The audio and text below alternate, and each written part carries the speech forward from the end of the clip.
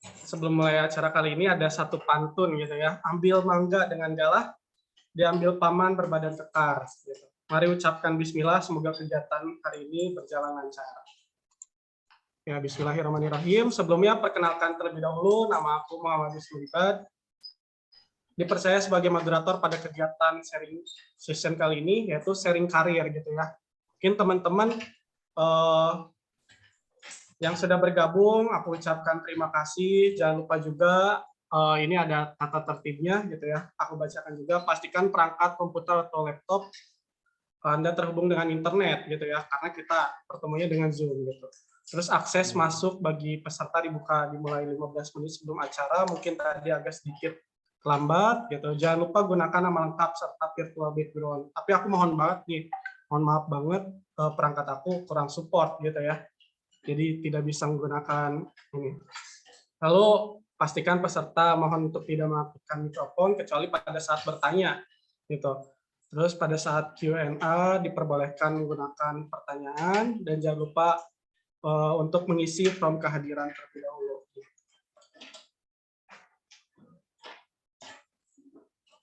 Ya mungkin kalau ya ini adalah salah satu background-nya, bukan salah satu gitu ya. Ini background kegiatan kali ini, gitu. Mungkin teman-teman yang support perangkatnya jangan lupa untuk memakai background-nya. Ya, untuk kegiatan kali ini, sharing session kali ini ada apa aja sih gitu ya. Nah, mungkin harusnya di jam 10 tadi kita mengisi link from link gitu ya. Sekarang sudah di-share, jangan lupa untuk mengisi from link kehadiran gitu ya, di-share Zoom.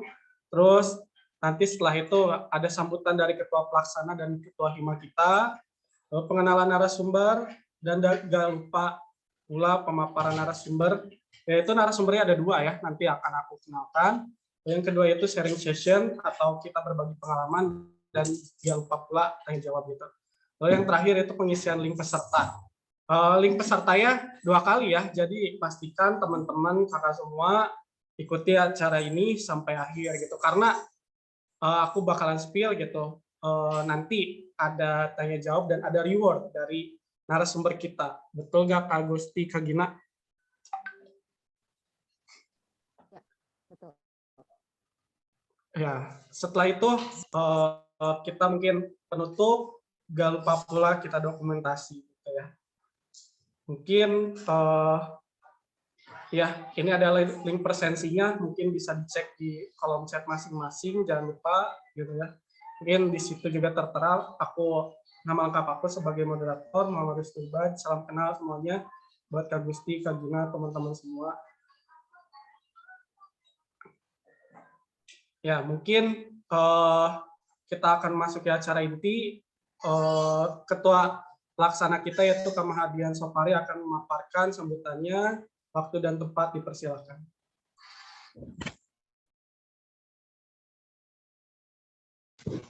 Baik, terima kasih atas kesempatannya moderator. Assalamualaikum warahmatullahi wabarakatuh. Salam sejahtera untuk kita semua. Salam Swastiastu, Namo Buddhaya, salam kebajikan. Yang saya hormati kedua narasumber kita pada pagi hari ini, Kak Gusti dan Kak Gina. Yang saya hormati pula Ketua Hima MSTM periode 2021-2022, Dewi Puspita, dan yang saya banggakan teman-teman manajemen sumber daya manusia angkatan 2017 sampai 2021. Puji syukur kehadirat Allah Subhanahu wa taala, Tuhan yang Maha Esa, karena berkat rahmat dan karunia-Nya kita bisa berkumpul walau secara virtual ini. Salawat serta salam semoga tetap tercurah kepada baginda kita Nabi Agung Muhammad Sallallahu Alaihi Wasallam yang kita nanti-nantikan syafaatnya di yaumul akhir. Amin amin Allahumma amin. Pada hari ini Hima MSTM mengadakan acara sharing session tentang karir yang diisi oleh narasumber yang berpengalaman di bidangnya. Semoga dapat menambah wawasan dan bermanfaat bagi kita ke depannya. Saya ucapkan terima kasih kepada panitia yang bertugas atas kontribusi waktu, tenaga, dan pikiran. Tak lupa pula saya juga ucapkan terima kasih kepada teman-teman yang sudah menyempatkan waktunya untuk hadir dalam acara sharing session ini di sela-sela kesibukan kalian. Saya atas nama panitia yang bertugas memohon maaf apabila banyak kekurangan dalam pelaksanaan acara pada hari ini. Kiranya cukup sekian yang dapat saya sampaikan. Mohon maaf apabila banyak salah dalam bertutur kata. Wallahul muwaffiq ila aqwamit thoriq. Wassalamualaikum warahmatullahi wabarakatuh. Saya kembalikan ke moderator. Waalaikumsalam warahmatullahi wabarakatuh. Ya, terima kasih banyak kepada Kak Fari selaku Ketua Panitia. Kita lanjutkan juga oleh sambutan dari Ketua Hima kita, yaitu Teh Dewi Puspita. Baik, terima kasih moderator. Assalamualaikum warahmatullahi wabarakatuh. Salam sejahtera, Om Swastiastu, Namo Buddhaya, salam kebajikan. Selamat pagi semuanya. Tadi udah lebar nih sama Mama Hadian, aku singkat aja ya. Sebelumnya terima kasih ke Kak Gusti sama Kak Gina udah mau jadi pemateri di sharing session karir kali ini. Dan aku juga mau ngucapin terima kasih kepada seluruh mahasiswa MSDM yang sudah hadir dan ikut berpartisipasi dalam acara kali ini. Semoga sharing session karir kali ini bisa bermanfaat buat kita semua, terutama menambah pengetahuan dan wawasan kita mengenai dunia kerja seperti apa sih di kedepannya. Mungkin dari aku nggak banyak-banyak, pasti teman-teman juga udah nggak sabar gitu kan nungguin sharing-sharing. Jadi aku sekian sambutan dari saya. Mohon maaf apabila ada kekurangan dan kesalahan. Wabillahi taufiq wal hidayah. Wassalamualaikum warahmatullahi wabarakatuh. Waalaikumsalam warahmatullahi wabarakatuh. Ya, terima kasih kepada Kak Dewi juga dan Kak Fari yang sudah memaparkan sambutannya.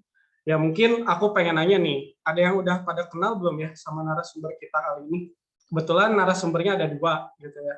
Kalau belum kenal, nanti aku kenalin terlebih dahulu gitu ya.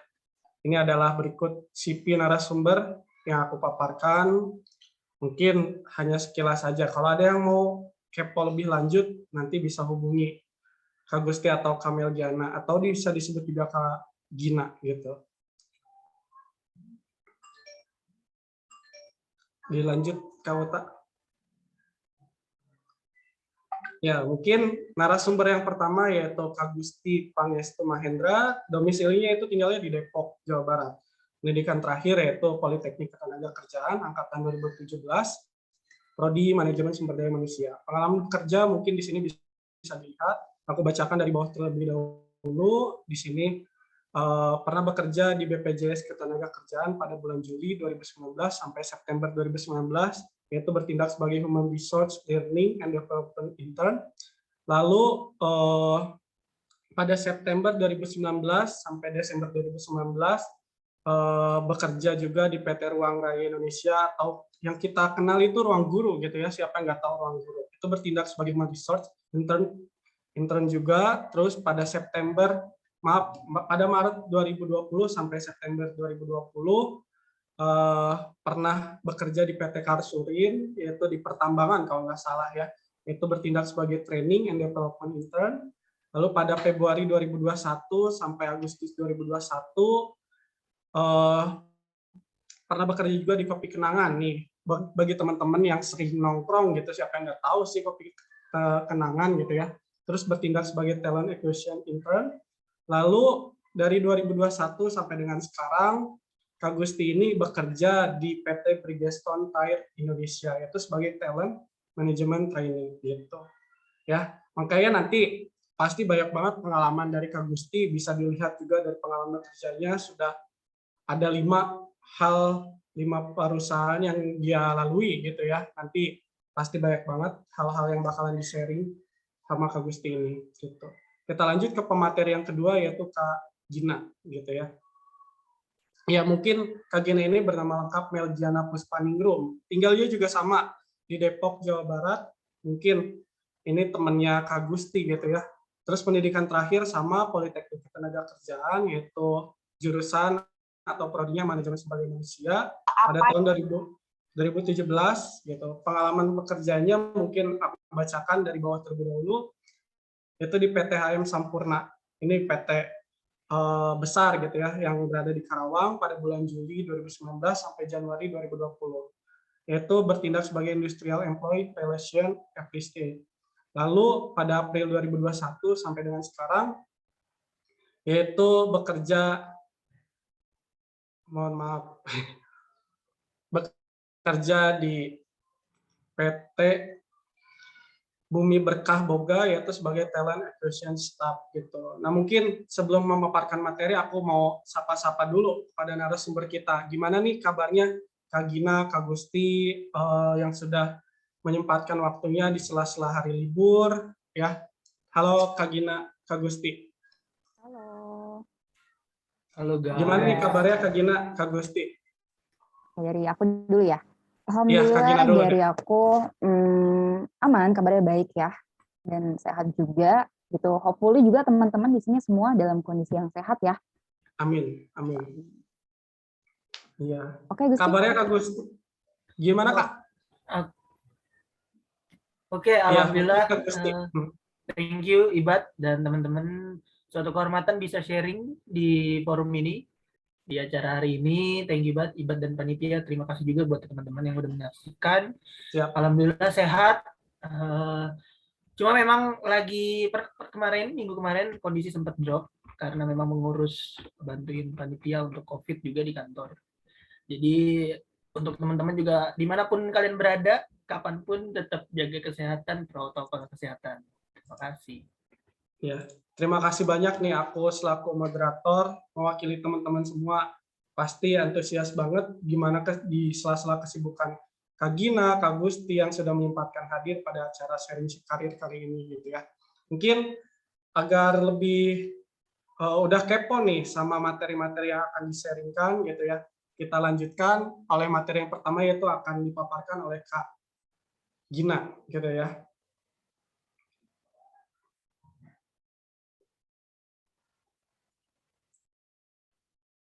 Oke, bisa dimulai mungkin ya. Oke, sebelumnya mungkin aku mau berterima kasih dulu ya ke teman-teman panitia karena sudah mengundang aku untuk di acara sharing session terkait career planning. Menurutku topik ini penting banget dan bersyukur banget ya maksudnya teman-teman di MSDM tuh aware gitu terhadap topik seperti ini yang memang penting harus teman-teman tahu sebelum nanti lulus. Ya. Oke. Good morning all, selamat pagi semuanya. Assalamualaikum warahmatullahi wabarakatuh. Mungkin sudah perkenalan tadi ya dari Ibad juga. Mungkin aku lebih sering dipanggil Gina. Aku dari MSDM 2017 ya. Recently sekarang ini lagi jadi talent acquisition staff di PT Bumi Berkah Boga. Mungkin teman-teman sudah tahu ya brand kopi kenangan yang sekarang itu udah punya brand-brand lainnya, ada Cerita Roti, ada Kenangan Manis dan juga Cigo, ada juga Kenangan Heritage. Jadi dia satu grup dalam brand besar namanya Kenangan Brand. Gitu. Oke, selain itu aku juga thank you banget ke teman-teman yang sudah antusias ya buat ikut di sharing session hari ini. Walaupun hari Sabtu itu hari yang cocoknya buat refreshing atau lagi self healing gitu ya, karena mungkin Senin sampai Jumat sudah full aktivitasnya, tapi kalian masih meluangkan waktu untuk di sharing session ini. Aku appreciate banget ya. Semoga apa yang nanti aku share ke teman-teman bisa benar-benar bermanfaat dan it means kan udah dapat clue-nya nih tentang karir. Jadi ketika nanti lulus atau bahkan sebelum lulus sudah mau mulai berkarir nih, kalian akan jauh lebih baik daripada angkatan-angkatan sebelumnya. Gitu ya. Oke, bisa next langsung ke materinya.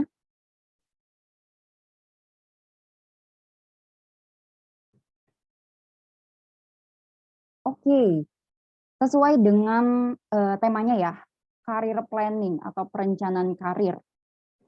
Ya, next lagi, ada beberapa hal yang aku highlight hari ini aku akan jelaskan atau share ke teman-teman.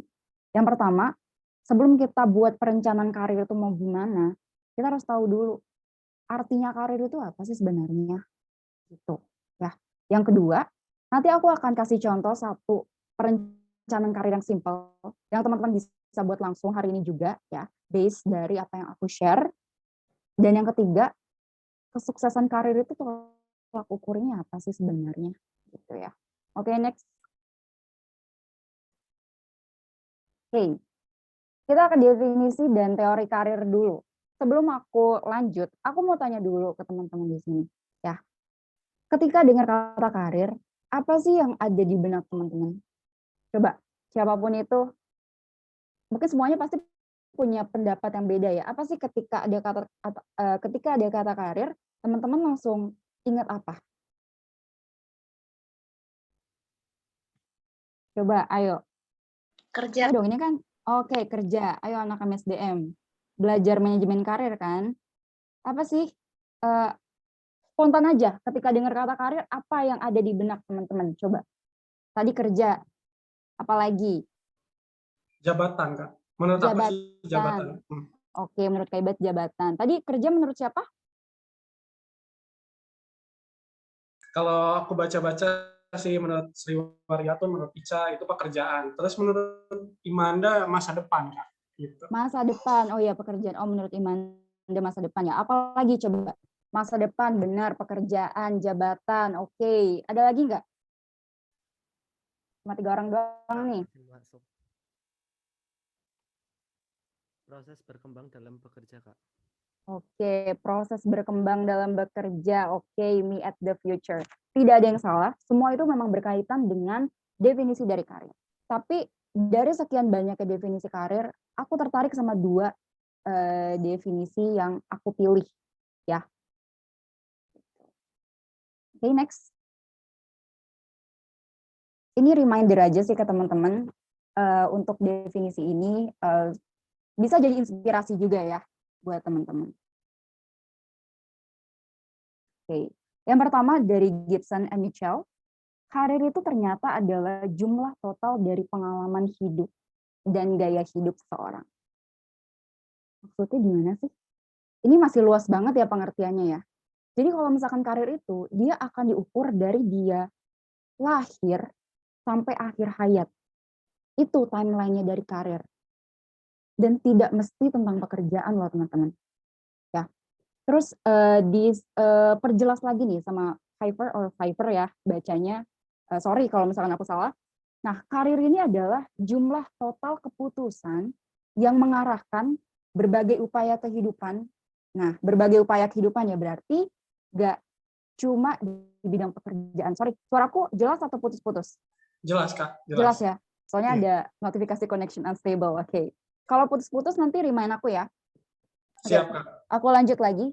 Bisa di-highlight teman-teman. Di sini nggak cuma tentang pekerjaan, terkait edukasi sosial, ekonomi, politik, sampai ke spiritual. Jadi keputusan yang teman-teman pilih di bidang-bidang tersebut, itu merefleksikan betapa uniknya karakteristik pribadi teman-teman, dan juga nilai-nilai dasar kehidupan apa sih yang sebenarnya teman-teman anut dalam hidup. Oke, kita belum selesai ya. Coba back dulu ke sebelumnya. Bisa di back dulu. Oke, dengan adanya definisi ini, bisa teman-teman ingat bahwa karir itu nggak mesti terkait pekerjaan, ya, tapi terkait dengan total keputusan yang teman-teman ambil di dalam hidup teman-teman. Mau terkait pekerjaan, mau terkait hobi, atau tadi spiritual atau kepercayaan ya, itu termasuk dalam karir. Karena itu long lasting dari semasa dari kalian lahir sampai ke akhir hayat. Oke, next. Nah, teori karir yang aku ambil ini adalah teori perkembangan, yang tentunya aku rasakan juga dari pengalaman aku, jadi aku ambil teori karir perkembangan ini. Jadi kalau misalkan teman-teman merencanakan karir, kita bisa ambil teori dari ini, dari Gibson and Mitchell. Jadi ada 5 phase lah terkait karir itu sendiri. Pertama dari growth dulu atau pertumbuhan. Karir itu dimulai dari ketika teman-teman nanti mencoba untuk melihat jati diri teman-teman itu siapa sih sebenarnya. Jati diri yang dimaksud bukan yang ada di KTP ya. Kalau itu kan ya udahlah nama, alamat, bukan itu jati diri yang sebenarnya. Jati diri ini lebih ke personality, values atau nilai yang kalian pegang ya dalam hidup gitu.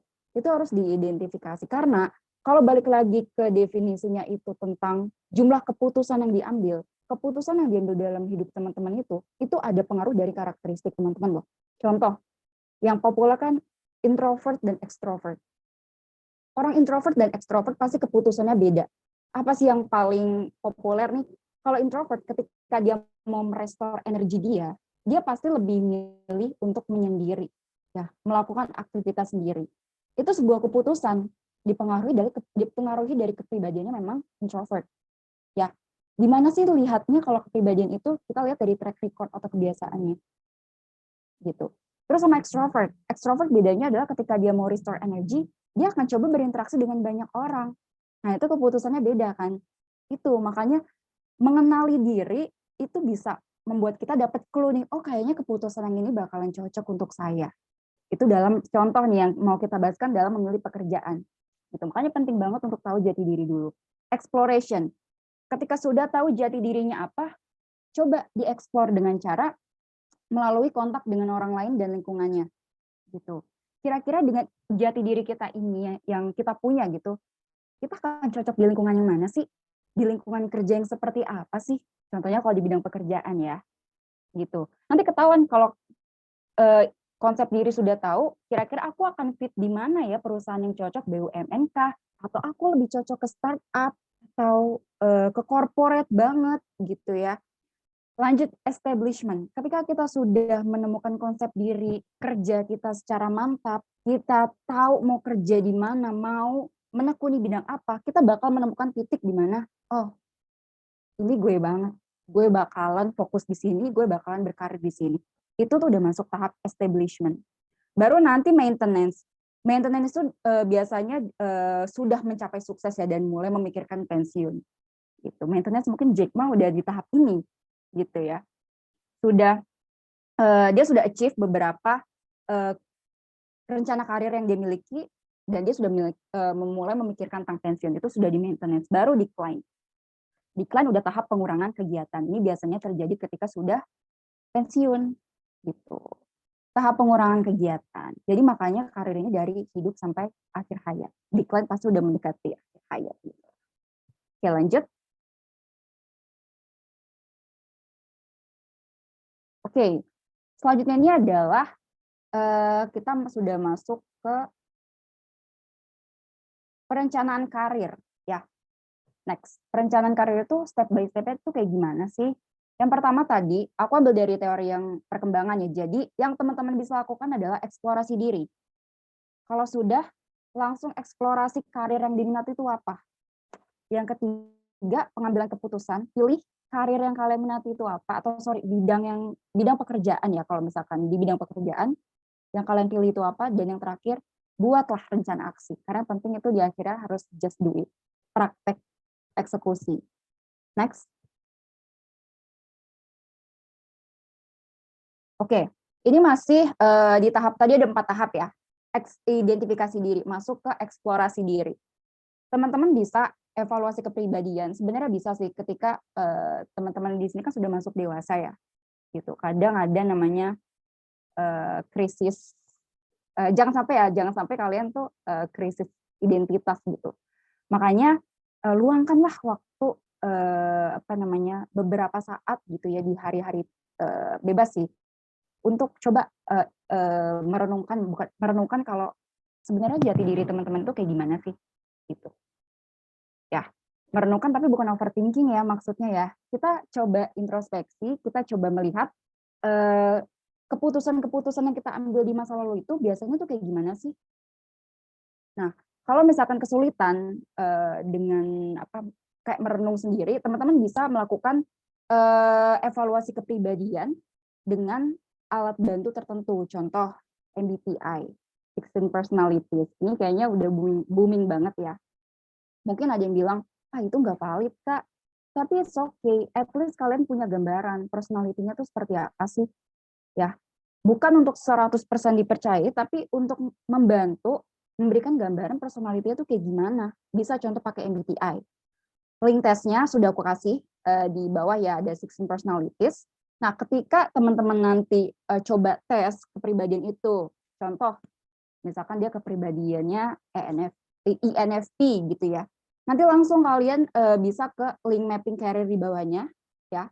Itu kalian cek kira-kira INFP itu karir yang cocok itu apa sih? Seperti itu.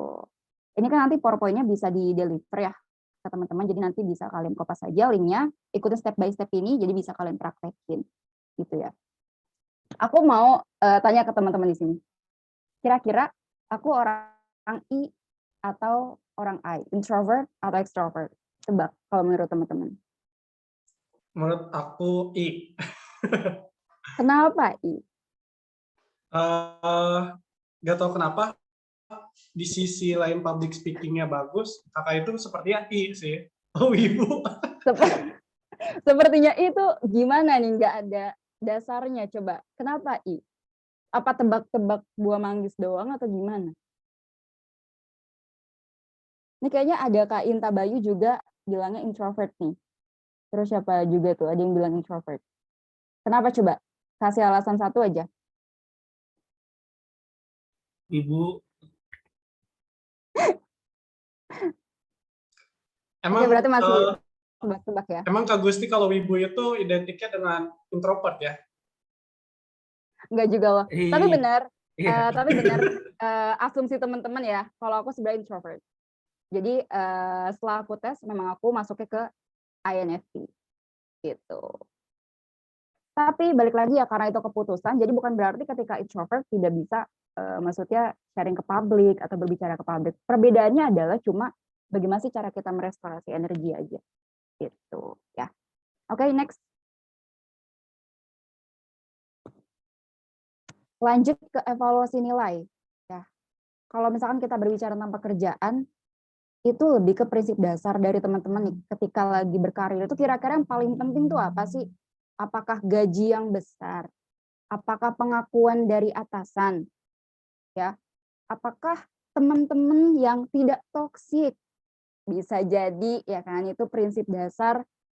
Wah, kerjaan yang oke buat aku tuh ya tadi ya, salah satunya mungkin ada yang merupakan prinsip dari teman-teman gitu, atau karir yang terjamin itu bisa menjadi prinsip dasar dari teman-teman. Dan kalian bisa coba cek di link tesnya, value center, ada personal values. Cara ini lebih general aja sih, tapi kalau mau specific word values di link di bawahnya ya, nanti akan ke-track hal yang paling penting buat teman-teman itu apa sih dalam pekerjaan gitu. Itu bisa ngebantu nanti. Kira-kira misalkan kalau misalkan karir yang matang, berarti teman-teman nanti harus cari perusahaan-perusahaan yang menyediakan karir path yang jelas gitu. Berarti bisa ditarik kesimpulan kalau misalkan mau karir yang matang, berarti cari perusahaan yang sudah settle gitu, yang sudah ada karir path-nya. Itu tuh ngebantu buat next step-nya. Oke, next. Terakhir ada evaluasi kemampuan atau aptitude. Dia itu kayak skill assessment gitu ya. Ini kalau secara general, dia lebih ke skill bagaimana komunikasi, intelijensi ya, perhitungan, numerik segala macam, itu kalian bisa contoh di Richard Step. Tapi kalau dia akan ditarik strength and weakness-nya teman-teman itu apa sih sebenarnya? Ini sebagai dasar buat nanti teman-teman kira-kira mau cari bidang di HR tuh yang mana sih lebih spesifiknya gitu. Ini gratis sih tesnya. Tapi bersyukur banget teman-teman nanti dapat sertifikasi kompetensi kan. Nah, itu bisa digunakan tuh untuk mapping kira-kira nanti teman-teman akan cocok di bidang HR-nya tuh yang mana. Gitu. Next. Oke, eksplorasi karir. Setelah udah tahu nih konsep dirinya gimana, personality-nya gimana, value-nya gimana, apa aja yang penting menurut teman-teman ketika nanti bekerja gitu ya. Baru nanti teman-teman melakukan penelitian karir buat daftar peran. Contoh kalau di MSDM kan dia belajarnya generalis ya, dari pengadaan SDM sampai ke HRIS. Boleh tuh kalian buat daftar peran talent acquisition. Itu ngapain aja sih job desk-nya? People and development atau training and development, itu job desk-nya apa sih? Atau mau kayak Pak Gusti, talent management, organization development, mereka job desk-nya apa? Ngapain aja? Atau HRIS, atau payroll, compensation benefit gitu ya, atau ke IR gitu. bisa aja kalian buat dulu aja daftar perannya, cari juga industri mana aja yang ada bidang-bidang tersebut, karakteristiknya gimana, sama nilai kerja yang diberikan dari hasil evaluasi diri kalian cocokkan dengan daftar peran itu. Ya. Habis itu kalian coba cari dan kumpulkan informasi untuk setiap peran atau profesi tersebut. Dari mulai pendidikannya tuh minimal harus apa. Kalian kan D3, masuk nggak kira-kira D3? Gitu. Kadang rata-rata ya 1 gitu. Jadi coba aja searching dari sekarang mana perusahaan yang memang menerima SDM itu dari D3 gitu. Terus pelatihan yang jadi persyaratan, gaji rata-ratanya, ya tunjangannya atau career path-nya gimana, itu di search dari sekarang kalian. Habis itu mengikuti dan bertanya kepada para profesional yang memang ada di career social media platform. Apa sih? LinkedIn. Personal branding dari sekarang. Kalian deketin tuh beberapa praktisi atau profesional yang ada di LinkedIn yang memang termasuk dalam list daftar peran dan industri atau perusahaan yang sudah kalian buat gitu. Ini step-step research-nya. Baru setelah kalian udah dapet nih datanya, kalian eksperimen. Execute dengan cara apa? Coba aja kalian interview. Kalian coba misalkan direct message salah satu praktisi gitu. Pak, selamat pagi, perkenalan dulu, kalian dari mana? Saya boleh, Pak, apakah saya boleh minta waktu Bapak, kapan untuk diskusi, Pak, saya tertarik terkait bidang ini, misalkan. Coba aja direct message untuk reach out mereka. Kiranya mereka berkenan, baru deh nanti satu waktu kalian buat diskusi, gitu. Bisa juga diskusi sharing session-nya dibuat besar kayak gini, gitu. Kalau teman-teman memang mau berbagi, gitu ya. Terus bisa juga lah volunteer atau pekerjaan yang sukarela gitu ya, kalau misalkan ada perusahaan yang memang lagi buka volunteer gitu. Lanjut, bisa juga internship. Ini sudah banyak ya perusahaan-perusahaan yang membuka internship. Kalian bisa belajar secara realnya dari program itu. Part time work juga bisa. Terus temukan mentor. Kak Gusti tuh pernah ikut komunitas, dia menemukan mentor di situ dan bahkan bisa dapat opportunity buat intern dari mentor tersebut. Mungkin nanti Kak Gusti mau cerita. Oke, next.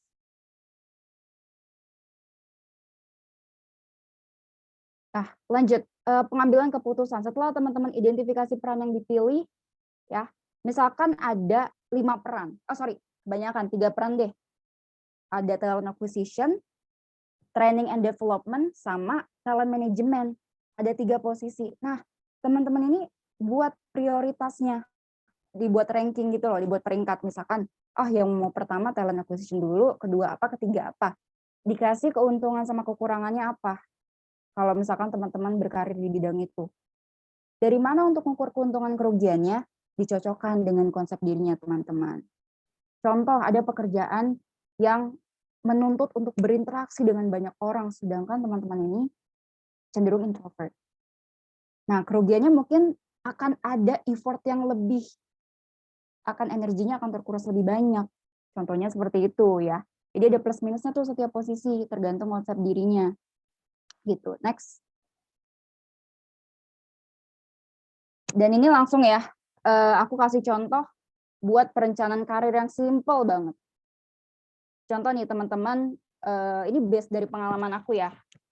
Aku minat karir dulu waktu semester 5 kan mungkin teman-teman di sini juga pada sudah magang atau ada yang belum magang nih, mau magang gitu kan di semester 5.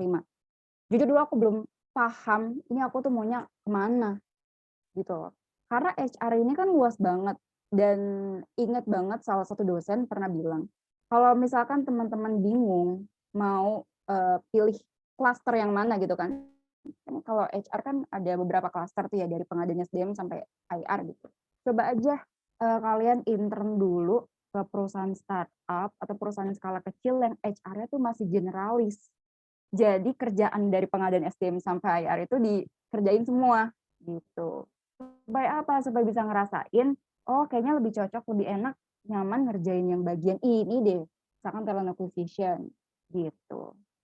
Karena kalau tiba-tiba internnya di perusahaan yang langsung besar, biasanya kan perusahaan besar itu dia langsung di spesifik ke subdepartemennya masing-masing ya, nggak HR generalis. Jadi langsung aja ke talent acquisition sendiri, training development sendiri, apa sendiri, kayak gitu. Itu boleh langsung ke perusahaan besar kalau memang teman sudah matang nih rencana karirnya mau di mana. Tapi kalau yang belum tahu, belum ada gambaran dengan bantuan bantuan mencari identitas diri tadi nggak ngebantu sama sekali gitu, bisa start dari itu, ikut ke startup atau perusahaan yang kecil, ikut deh di HR generalis ya, biar ngerasain dari awal sampai akhir cluster mana yang nanti akhirnya yang cocok. Itu ya kalau misalkan rencana karirnya tuh nggak terplanning sama teman-teman gitu. Tapi kalau sudah terplanning seperti ini, harusnya sih setelah nanti semester 5 atau mau cari internship bisa langsung ke perusahaan yang besar. Karena udah tahu mau di bidang apa. Gitu sih kelebihannya dari rencana karir sedini mungkin gitu. Contoh, setelah aku memutuskan untuk masuk ke talent acquisition, itu aku melihat dulu nih prospeknya, kira-kira ada nggak sih jenjang karir? Karena menurut aku yang penting itu adalah kalau values menurut aku ya, itu adalah jenjang karir. Ya. Ada nggak sih kesempatan bagi aku untuk berkembang? Nah, ketika aku research ke contoh perusahaan aku sekarang itu Kopi Kenangan. Kopi Kenangan ini lagi ekspansi. Ketika perusahaan yang lain collapse, kebanyakan ya pada saat masa pandemi, loh, Kopi Kenangan ini tetap berdiri dan malah massive hiring. Oh, berarti perusahaan ini cenderung akan kuat nih untuk kedepannya dan bisa ada kesempatan bagi aku untuk berkembang. Akhirnya aku coba untuk apply di sana sebagai talent acquisition intern, ya. Makanya aku buat minat karir talent acquisition dan aku menemukan tujuan jangka panjang aku ingin menjabat sebagai talent acquisition lead di 4 sampai 5 tahun. Ketika buat tujuan jangka panjang ini ukurannya 4 sampai 5 tahun ya, teman-teman. Habis itu ada tujuan jangka menengahnya. Berarti menjabat sebagai talent acquisition specialist di 2 sampai 4 tahun. Baru tujuan jangka pendeknya itu tadi. Pertama lulus kuliah dulu nih. Kalau teman-teman kan berarti mungkin ada yang di tahun 2023 atau di tahun berapa nih ya kan. Dengan GPA nanti teman-teman buat standar sendiri aja. Misalkan aku contoh kasih 3,9 gitu. Terus harus bisa bergabung di perusahaan F&B sebagai talent acquisition staff di tahun 2023. Ini aku balik ya cara bacanya. Let's say minat karir kalian di talent acquisition. Berarti cari tujuan jangka pendek dulu. Gitu.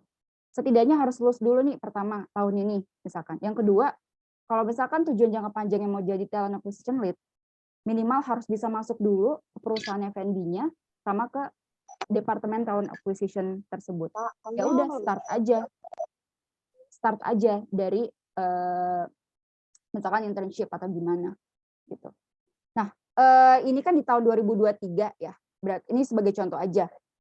Lulus kuliah dulu, terus bergabung sebagai talent acquisition staff-nya, baru tujuan jangka menengah. Nanti teman-teman lihat kalau misalkan sudah lihat di profile di pekerjaannya atau ngelihat dari LinkedIn, kira-kira di talent acquisition itu posisinya ada apa aja sih? Pasti ketahuan, oh dia ada staff, oh ternyata ada yang jadi spesialis, ada lead, oh berarti bisa kelihatan tuh tingkatannya gimana. Kalian kepoin dari LinkedIn aja gitu. Makanya aku bisa ketemu tingkatannya di situ dan beneran pas bergabung juga tingkatannya seperti ini gitu. Coba bisa di next dulu biar teman-teman ada gambaran. Oke. Nanti dari tujuan pendek itu di breakdown, aktivitas apa sih yang harus dilakukan untuk menciptakan tujuan itu. Contoh ketika misalkan tujuan pendeknya tadi lulus kuliah dulu, berarti yang harus dilakukan pertama bertemu tuh dengan bagian akademiknya atau kepala prodi, coba planning akademiknya kayak gimana, terus monitor progres kelulusannya gimana, kapan rencananya lulus, seperti itu harus dimonitor sama teman-teman juga, aktif bertanya sama bagian akademik gitu. Yang kedua, bergabung dengan organisasi mahasiswa atau profesional yang relevan dengan jurusannya. Gitu. Yang ketiga, mempertahankan nilai IPK yang berkualitas. Itu sih 3 hal dulu yang harus kalian lakuin untuk lulus. Gitu. Kenapa harus bergabung sama organisasi? Kan kita udah sibuk Kak ngerjain segala macam. Organisasi itu nanti akan menimbulkan akan menimbulkan rasa terbiasa untuk bekerja sama dengan orang lain. Gitu, karena kan di pekerjaan seindividualis apapun orang itu pasti dia akan bekerja sama dengan departemen lain. Makanya dibiasakan bergabung komunitas dari sekarang gitu ya. Terus jangan lupa kalau buat rencana kasih mulainya kapan, accomplishment-nya atau accomplish-nya atau finish-nya itu kapan. ya, dikasih target biar ada kelihatan hasilnya gitu, nggak terbengkalai bikin rencana-rencana tapi nggak jadi wacana doang gitu. Baru yang kedua tadi contohnya bergabung di perusahaan F&B sebagai talent acquisition staff di tahun 2023 kuartal 4. Kuartal 4 ini maksudnya di di bulan terakhir dalam 1 tahun itu kan dibagi 4 ya, 3 bulan terakhir di dalam 1 tahun itu. Gimana caranya? Oh, berarti setelah lulus nanti harus buat resume tapi ATS friendly gitu. Mungkin kan banyak yang CV kreatif gitu ya, tapi pada nyatanya ketika recruiter itu melakukan screening, kita sih biasa menggunakan ATS friendly gitu. Jadi ATS friendly yang teman-teman searching gimana sih CV yang ATS friendly gitu ya. Kemudian yang kedua, menciptakan relasi dengan praktisi di bidang karya yang diminati. Menciptakan relasi ini dengan cara ikut komunitas atau kalian coba reach out by LinkedIn itu juga bisa ya. Yang ketiga, mengikuti virtual job fair untuk tahu mana sih industri-industri yang menghadirkan bidang pekerjaan yang kalian minati gitu. Terus membangun personal branding di LinkedIn, Instagram ya. Foto profil itu juga penting banget. Pernah sesekali pada saat aku melakukan screening kandidat, aku melihat foto profil kandidat ini itu tidak sopan, bergayanya itu tidak sopan lah gitu. Itu akan jadi pertimbangan juga oleh recruiter loh gitu, karena itu kan termasuk dalam personal branding gitu. Apa yang kalian post di Instagram itu juga akan dicek, bisa kok gitu ya.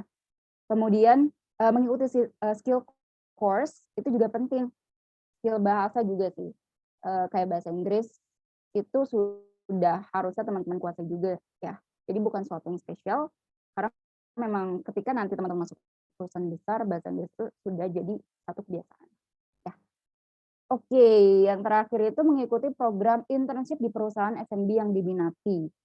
Gitu. Contoh, kalau aku bertujuan mau jadi talent acquisition staff di Kopi Kenangan, aku akan mulai dari internship dulu. Kenapa? Karena sebagai lulusan D3, mereka bisa menerima gitu. Ya, akhirnya aku internship dulu di di Kopi Kenangan atau ini sebagai contoh dari pengalaman aku ya. Aku internship dulu untuk memastikan aku ada nggak sih peluang untuk jadi talent acquisition staff gitu. Ini tips buat teman-teman. Jadi pada saat aku masuk di Kopi Kenangan, sebenarnya aku dimulai dari intern dulu. Dari April 2021 selama 6 bulan gitu. Dan karena tujuan aku adalah aku ingin jadi talent acquisition staff, berarti harus dipromosikan dong. Apa sih yang bisa teman-teman lakukan supaya dipromosikan? Gitu. Nah, aku mau tanya dulu, kira-kira teman-teman kalau misalkan mau melakukan internship, kira-kira pada saat teman-teman diterima intern, apa yang akan teman-teman lakukan? Mau ngapain sih pas internship? Coba deh, aku mau dengar dulu dari teman-teman di sini.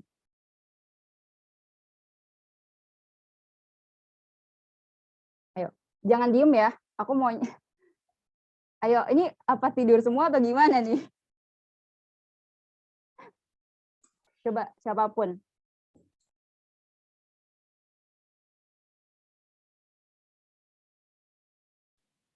Mungkin lebih banyak ngerjain tugas-tugas ya, Kak. Tugas-tugas apa? Ya, tugas-tugas yang diberikan dari kantor itu, Kak. Oke, berarti ketika jadi intern, harapannya ya mengerjakan tugas yang dikasih kantor. Oke. Selain itu, apa coba? Apa sih yang akan kalian lakukan ketika mendapatkan internship? Tujuannya mau ngapain jadi intern? Mengeksplor kemampuan kita, Kak. Jadi biar kemampuan kita juga berkembang. Kan kalau ikut internship otomatis yang misalnya kemampuan kita belum terlalu berkembang, terus kita bertemu orang-orang yang jauh lebih berpengalaman, otomatis mindset kita juga akan ikut berkembang. Oke, bagus. Siapa? Menambah wawasan, Kak. Oh ya, menambah wawasan juga. Tadi siapa ini? Nggak kelihatan namanya ya? Ica, Kak. Oh, Kak Ica. Oke. Yang kedua tadi siapa? Menambah wawasan? Saya Kak. Oh, Kak Ibat. Bukan, Pergi, Kak. Oh, oke, sorry. Oke, bagus, memang saat internship teman-teman akan melalui semua itu. Ya, memang secara natural ketika di intern, pasti kalian akan wawasannya akan bertambah. Kalian akan dikasih tugas, kalian juga akan melakukan eksplorasi diri dan eksplorasi karir di sana. Memang itu, naturalnya seperti itu, tapi tujuannya bukan itu. Ya. Aku remind ke teman-teman, ketika kalian melakukan internship, itu momen kalian buat jadi batu loncatan ke karir yang kalian sasar gitu. Di atas intern kan pasti di staff di sana. Terus apa yang bisa teman-teman lakukan? Improvement. Ya. Jadi nanti kalau teman-teman jadi intern, nggak cuma ngerjain apa yang disuruh, tapi coba deh lihat apa yang bisa diimprove sama teman-teman. Itu. Improvement itu nanti akan jadi highlight dari leader kalian atau dari body kalian. Mempertimbangkan, wah ini anak intern tapi dia bisa buat improvement loh. Buat membuat SOP-nya jadi lebih efektif lah atau apa. Nah, itu jadi pertimbangan lah buat kalian bisa dipromosikan, dan itu terjadi dari pengalaman yang aku alami. Gitu. Mungkin kalau misalkan aku nggak buat improvement juga aku nggak akan dipromot. Gitu. Jadi apa sih yang bisa menambah kemungkinan teman-teman dipromot itu adalah ketika membuat sebuah improvement. Seperti itu ya. Oke, lanjut. Dan berkaitan dengan improvement ya, ketika nanti teman-teman di interview mau masuk ke suatu pekerjaan gitu ya, teman-teman sudah pernah ikut volunteer gitu atau di komunitas, coba kasih ceritain bukan job desk-nya aja, tapi kasih tahu improvement apa sih yang kalian buat di internship sebelumnya atau di komunitas yang sebelumnya. Kasih satu hal yang terukur, bisa dari bilangan atau result-nya ada ukuran yang jelas gitu. Itu akan di-highlight sih. Gitu ya. Oke, yang terakhir tentang kesuksesan karir. Banyak orang yang bilang kesuksesan karir itu kaya dari materi. Ya nggak sih kalau orang-orang Indonesia? Atau enggak ibu-ibu tetangga bilangnya, wah dia udah kaya, dia punya mobil, dia punya rumah, udah berkeluarga nih, udah sukses sekarang. Gitu. Rata-rata dilihat dari materi. Gitu ya. Kalau misalkan ada A, B, C. C ini kaya, tapi B lebih kaya dari C. A lebih kaya dari B. Ya, C akan ngelihat B, wah sukses banget nih. Tapi belum tentu A ngelihat B sukses. Gitu. Jadi kalau misalkan dilihat dari materi atau jabatan, itu menurut aku belum menjadi tolak ukur yang ideal sih untuk kesuksesan karir gitu. Kenapa aku remind ke teman-teman untuk kesuksesan karir itu tidak dilihat dari materi atau finansial yang dimiliki, supaya teman-teman tuh tidak mudah menyerah atau tidak mudah menjadi insecure ketika melihat teman-teman yang lain tuh misalkan sudah punya jabatan tertentu atau sudah punya materi yang lebih dari teman-teman. Tuh. Menariknya menurut Fiverr ini, kesuksesan karir itu dilihat dari 3 hal ini. Pertama, nilai hidup. Kalau teman-teman punya satu nilai hidup yang teman-teman percaya, dan nilai hidup itu dilalui dalam setiap usaha, dan usahanya jadi gitu. Kalian akan bahagia, itu tolak ukur kesuksesan kok. Gitu. Terus ketika kesempatan sama inspirasi suatu hal yang keluar dari pemikiran kalian itu untuk menggunakan dan mengembangkan keterampilan saat ini, itu juga termasuk tolak ukur dari kesuksesan gitu. Ketika kalian melakukan sebuah pencapaian ya, contoh misalkan Kak Ibat, aku mau nanya sama Kak Ibat. Boleh. Kak Ibat sebelumnya sudah pernah jadi MC belum di acara seperti ini? Kalau sharing session belum sih. Aku sebelumnya jadi moderator ya formal sih Kak, jadi emang agak kaku. It's okay. Tapi ketika kamu menjadi MC di acara seperti ini, itu sebuah pencapaian loh. Kamu bisa bahagia dengan pencapaian ini, dan ini disebut juga sukses kok. Gitu. Jadi kesuksesan itu nggak cuma dilihat dari materi dan finansial ya, tapi dilihat dari pencapaian masa lalu, ini dan masa depan. Gitu. Ini reminder aja. Untuk saat ini kan mental health tuh lagi disorot banget ya. Mulai generasi sekarang tuh mulai lebih aware terhadap mental health-nya. Tapi banyak juga yang jadi overthinking tentang masa depan. Ya. Terus di usia-usia sekarang pasti kita akan mikir masa depannya tuh mau gimana sih? Gitu. Jadi intinya tadi ya, ketika teman-teman melihat ada 1-2 orang yang materinya lebih, yang jabatannya atau udah duluan jadi talent acquisition staff atau sudah duluan jadi staff-staff tertentu gitu. It's okay, you don't have to worry tentang mereka. Buatlah fokus sama perjalanan kalian. Karena setiap orang tuh punya timeline-nya masing-masing. Ya. Ini reminder aja sih buat teman-teman tentang sukses karir. Oke. Dari aku cukup. Itu sih materi yang aku share ke teman-teman, semoga bermanfaat dan bisa jadi inspirasi teman-teman buat bikin rencana karir. Ini aku juga share referensinya aku dapat dari mana, bisa kalian akses buat cari tahu lebih ya. Next. Sama setiap foto yang aku pakai di presentasi ini, aku cantumkan sumbernya ya, karena aku juga mau menghargai kreator-kreator yang sudah membuat foto-foto yang aku gunakan di presentasi ini. Oke, sekian dari aku. Terima kasih teman-teman sudah stay di Google Meet ini. Ya, nanti kalau ada pertanyaan bisa kita discuss di sesi berikutnya ya. Okay, thank you. Ya, terima kasih banyak nih Kak Gina. Menurut aku penting banget ya. Tadi sambil praktikum juga gimana cara merancang karir kita gitu untuk kedepannya gimana. Terima kasih banyak Kak Gina. Mungkin teman-teman yang mau bertanya, siapin dulu pertanyaannya ya. Aku nanti kita tanyakan pada sesi tanya jawab. Sebelum itu kita lanjutkan ke materi yang kedua yang akan dipaparkan oleh Kak Gusti. Gitu. Ya gimana nih Kak Gusti, udah siap Kak? Saya udah gak sabar banget. Oke, siap banget saya. Sebelumnya suara saya clear, jelas?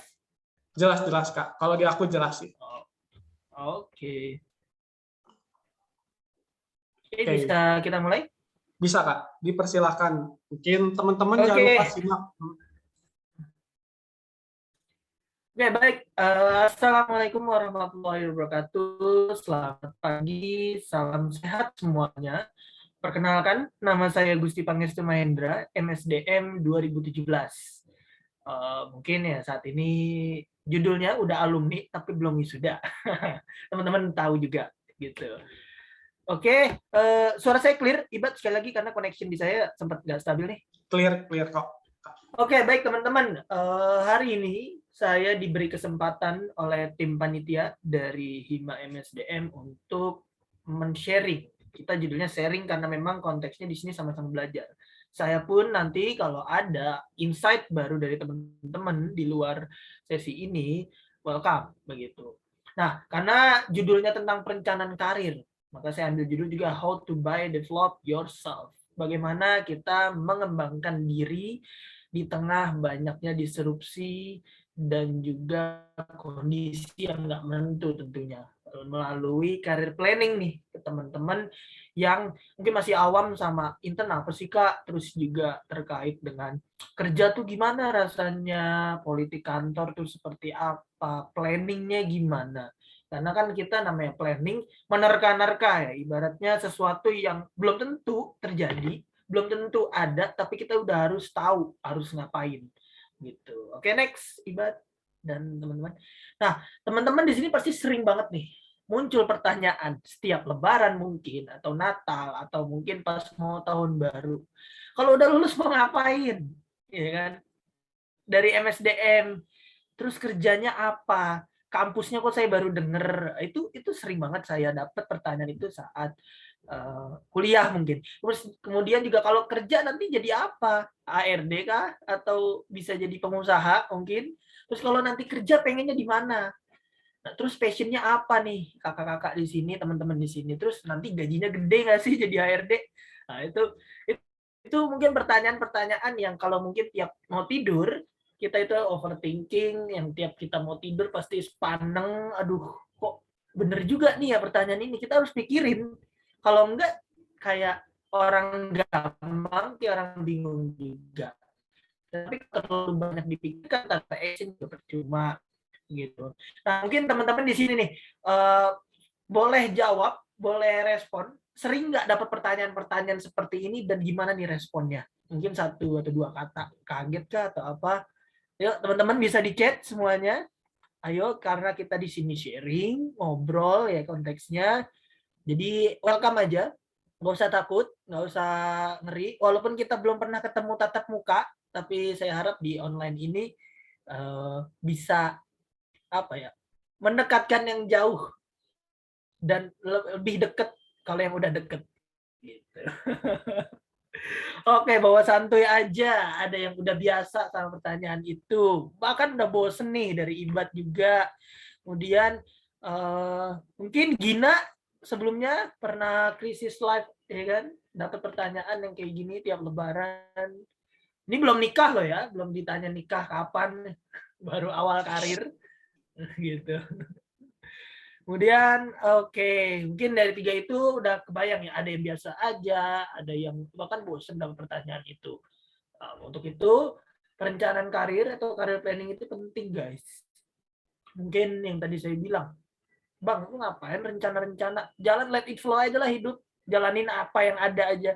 Dapatnya segitu ya terima, kalau enggak juga nggak apa-apa. Ya memang seperti itu, tapi rencana itu, planning itu juga kelihatan dari orangnya bahwa dia punya beberapa plan, dia dapat situasi yang berbeda juga, tahu harus ngapain gitu. Ikut arus boleh, tapi ke bawah arus nggak bisa berenang, itu yang bahaya. Nah, berenangnya caranya gimana? Nah, berenangnya itu planningnya gitu. Oke, next Ibad dan teman-teman. Nah, buat teman-teman yang bertanya karir itu apa sih? Nah, kalau menurut saya, karir adalah suatu urutan kegiatan kerja yang terpisah tetapi saling berhubungan, yang memberikan kesinambungan, keteraturan, dan arti bagi hidup seseorang. Karena apa? Karir itu nggak melulu tentang kerja full time, nggak melulu tentang corporate. Ada karir yang informal juga, ada karir yang mungkin via sosial media gitu. Nah, kenapa saya bilang terpisah tetapi berhubungan? Karena memang karir itu yang tadi saya bilang bisa informal, bisa formal, bisa karir yang dalam artian yang kita nggak pernah ketemu sama orang, kita bisa berkarir di situ. Nah, itu saling berhubungan, dan memiliki arti bagi kehidupan kita yang nantinya hidup kita teratur dengan apa yang kita pengen kendalikan gitu. Nah, kemudian perencanaan karir apa? Nah, perencanaan karir suatu proses di mana individu nih menyusun tujuan karirnya, dia mau kemana, tahun berapa, di umur berapa, ya kan, dan mengenal kemampuan mereka sendiri nih, udah sebatas apa, tanpa meremehkan dirinya sendiri, yang merupakan bagian pokok dari pengembangan karir. Maka dari itu dalam karir itu goal setting penting. Kita mau kemana, tujuannya apa, selesainya kapan, waktunya berapa, sama siapa aja. Pertanyaan-pertanyaan itu yang mungkin kita overthinkingnya ke diri kita justru. Gitu. Oke, next.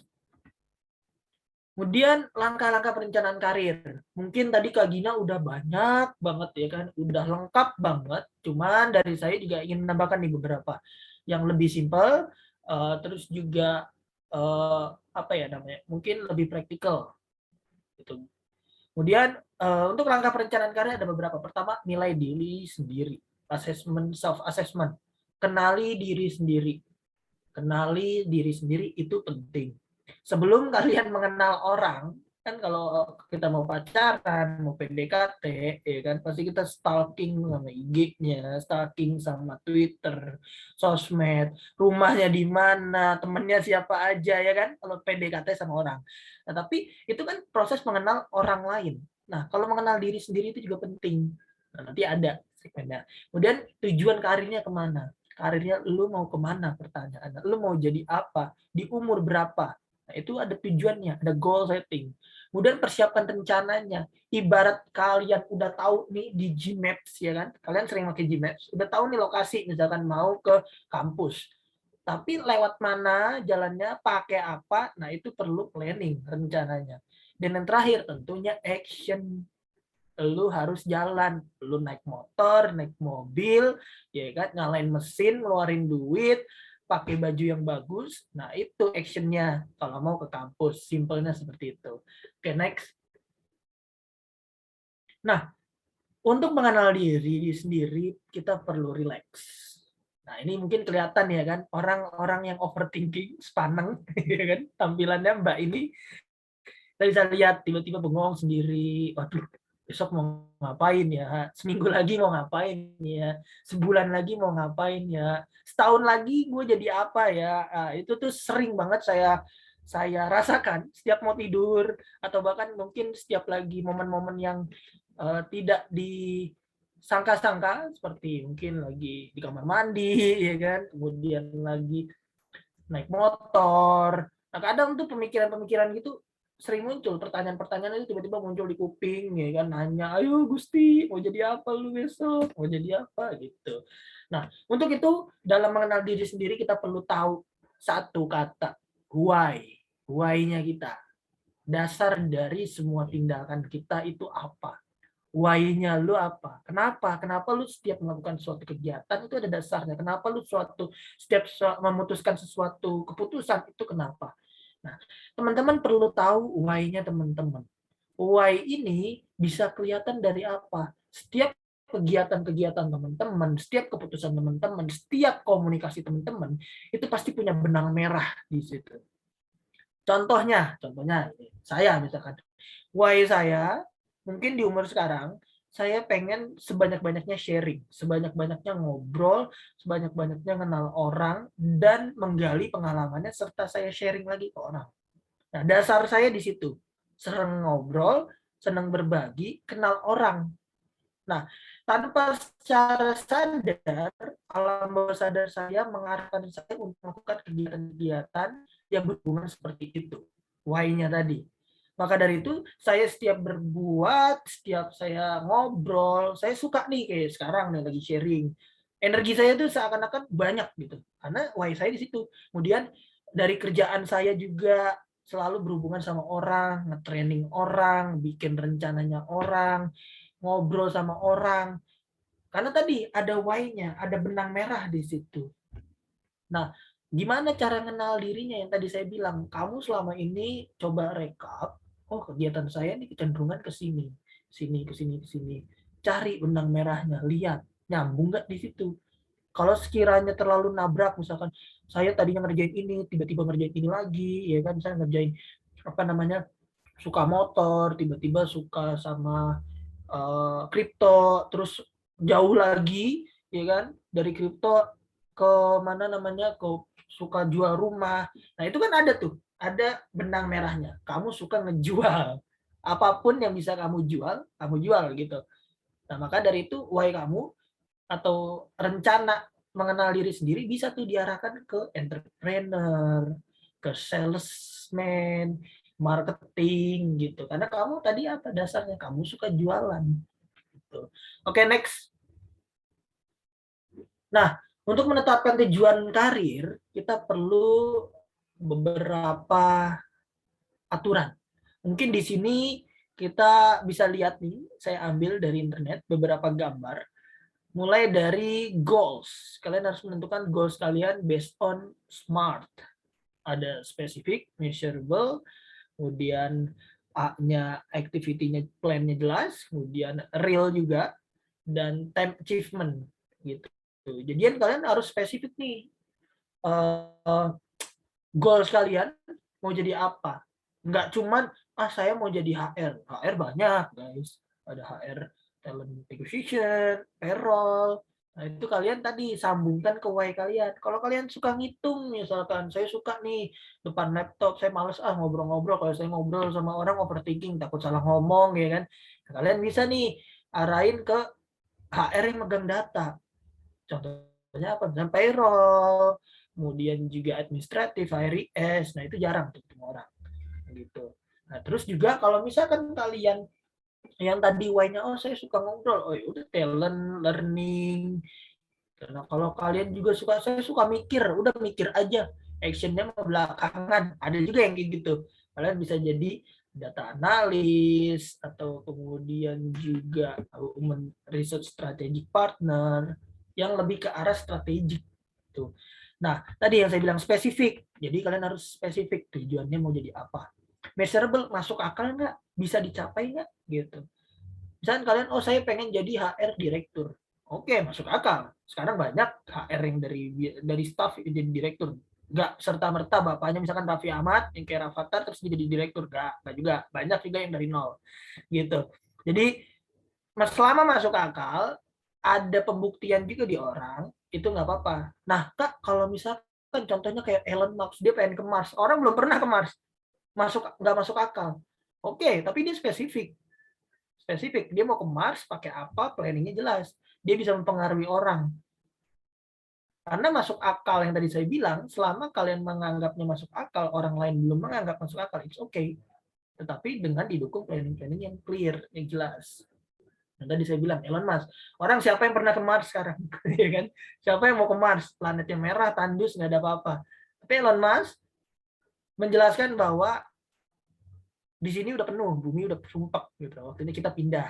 Nah, dari dasar itu aja orang jadi, wow, iya benar juga ya. Oh iya benar juga. Gitu. Kemudian achievable, artinya bisa tercapai juga. Kalian harus clear step by step-nya. And kemudian repeatable dan time bound. Benar-benar kalian harus ukur nih waktunya kapan, timeline-nya kapan, milestone-nya apa aja, ya kan? Kemudian ada evaluate. Setelah kalian, oh setiap saya melakukan suatu kegiatan, selesai nih, misalnya webinar hari ini, saya evaluasi, saya dapat apa, next-nya saya mau gimana, terus juga action-nya seperti apa. Contoh, misalkan, oh setelah webinar ini, tadi Kak Gina bilang saya harus cari mentor. Oke, saya cari mentor. Caranya gimana? Saya buka Instagram, saya ikut latihan. Kalau memang ada yang berbayar, selama nggak mahal, saya sikat. Terus actionnya gimana? Oke, saya bayar pelatihan mentornya, kemudian saya saya hubungin orangnya di LinkedIn. Ya nggak apa-apa, so asik dan so kenal, so dekat sedikit. Tapi setelah itu kalian bisa membangun relasi gitu. Yang tadinya kalian saya pengen jadi HR direktur. Mungkin lewat orang itu membuka karir kalian menjadi direktur yang kalian pengen di perusahaan yang kalian pengen gitu. Jadi goal settingnya itu perlu jelas, benar-benar clear gitu. Oke, next.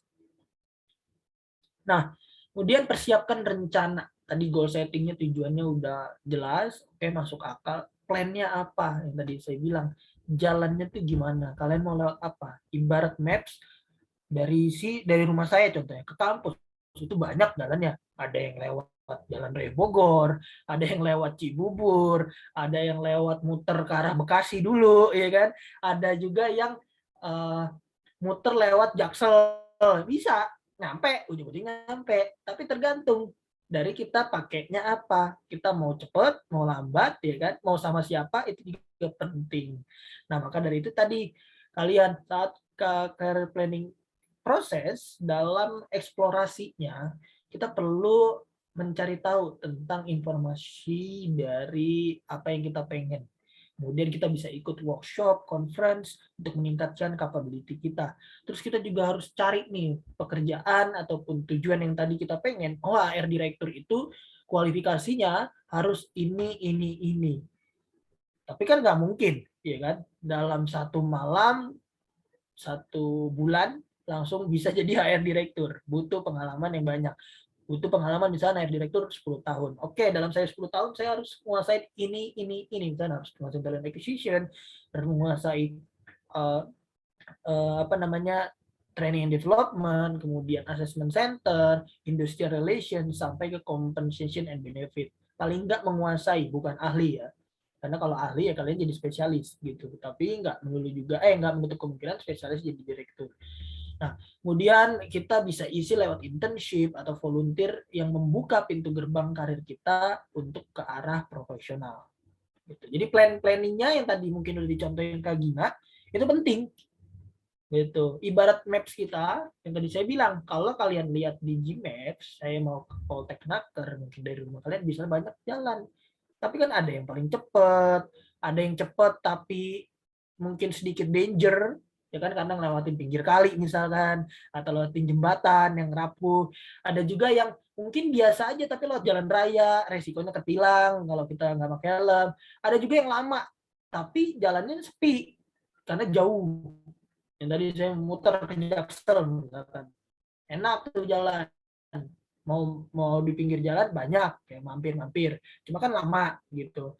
Nah itu juga yang perlu kalian lihat yang tadi dalam mempersiapkan rencana. Nah, terus juga dalam persiapan rencana juga kita harus yang tadi berkaitan dengan search, job search results, kita harus tahu nih karir kita mau kemana dulu, generalis atau spesialis. Di HR mengenal dua itu, bahkan di posisi-posisi lain juga ada yang seperti itu. Nah, kalau generalis biasanya dia mengerjakan semuanya gitu. Kemudian spesialis hanya beberapa bidang. Simpelnya seperti itu. Nanti kalian bisa lihat di PPT saya. Nah, akan tetapi ada beberapa karir path yang dia awalnya generalis dulu nih. Tahu dulu, oh saya tahu ngerjain IR, saya tahu ngerjain composition benefit, saya tahu ngerjain talent acquisition, saya tahu ngerjain industrial relation. Mungkin selama 2 atau 3 tahun mencari generalis. Baru dia masuk ke spesialis. Oh, saya udah tahu nih, saya senangnya di training and development. Saya suka ngobrol, saya suka ngajar, saya suka ngatur orang, ya kan? Makanya saya spesialis di talent and development, training development, learning and development, employee engagement, dan sebagainya berhubungan sama ngatur orang, ngobrol, dan sebagainya. Gitu. Ada juga yang langsung tiba-tiba, bukan tiba-tiba, ada yang benar-benar dari awal dia udah spesialis. Dia mendalami di keilmuan itu.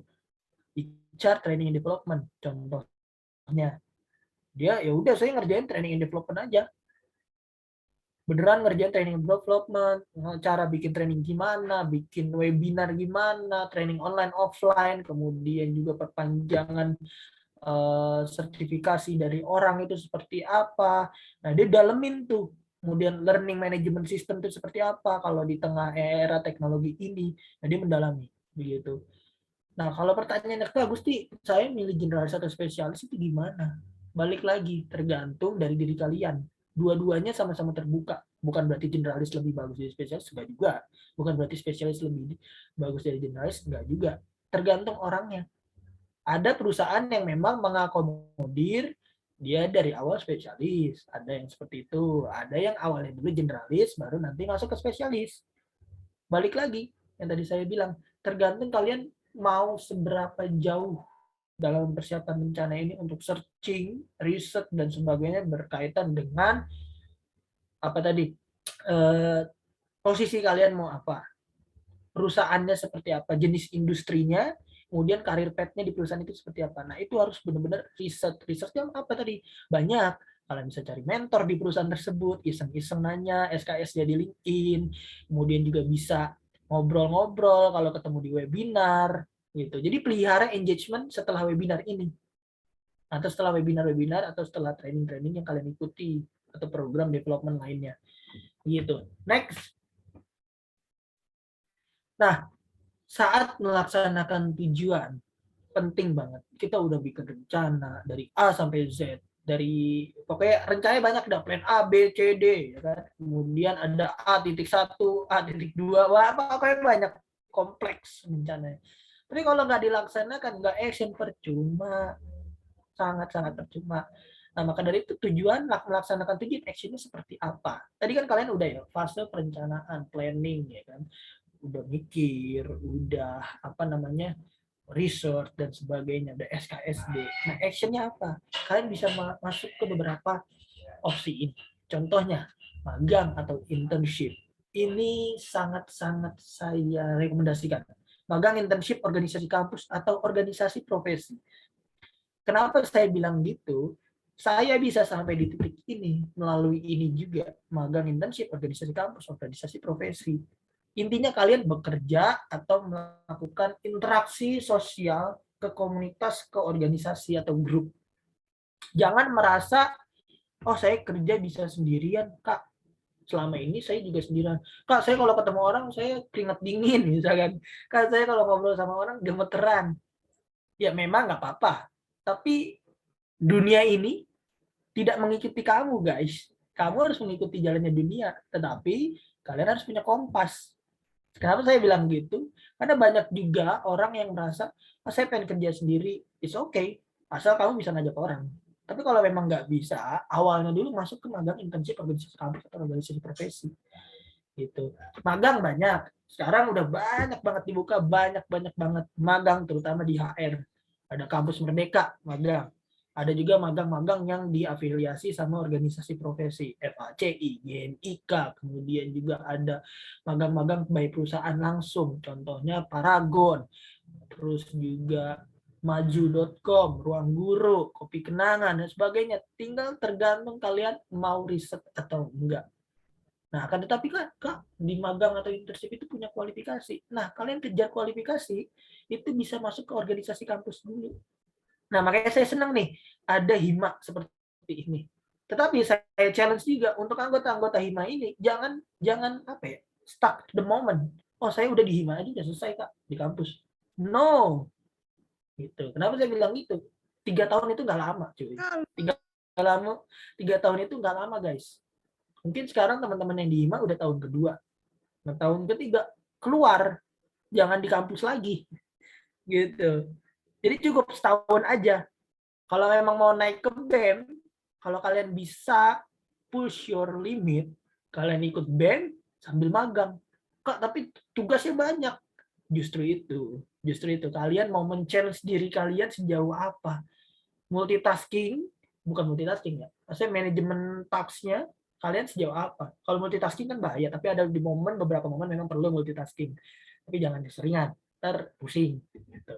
Nah, akan tetapi perlu kalian challenge diri kalian, oh saya bisa ngerjain beberapa project sekaligus, ya kan? Atau mungkin beberapa step dan semua selesai. Makanya saya challenge nih teman-teman di HIMA sekarang yang jadi panitia.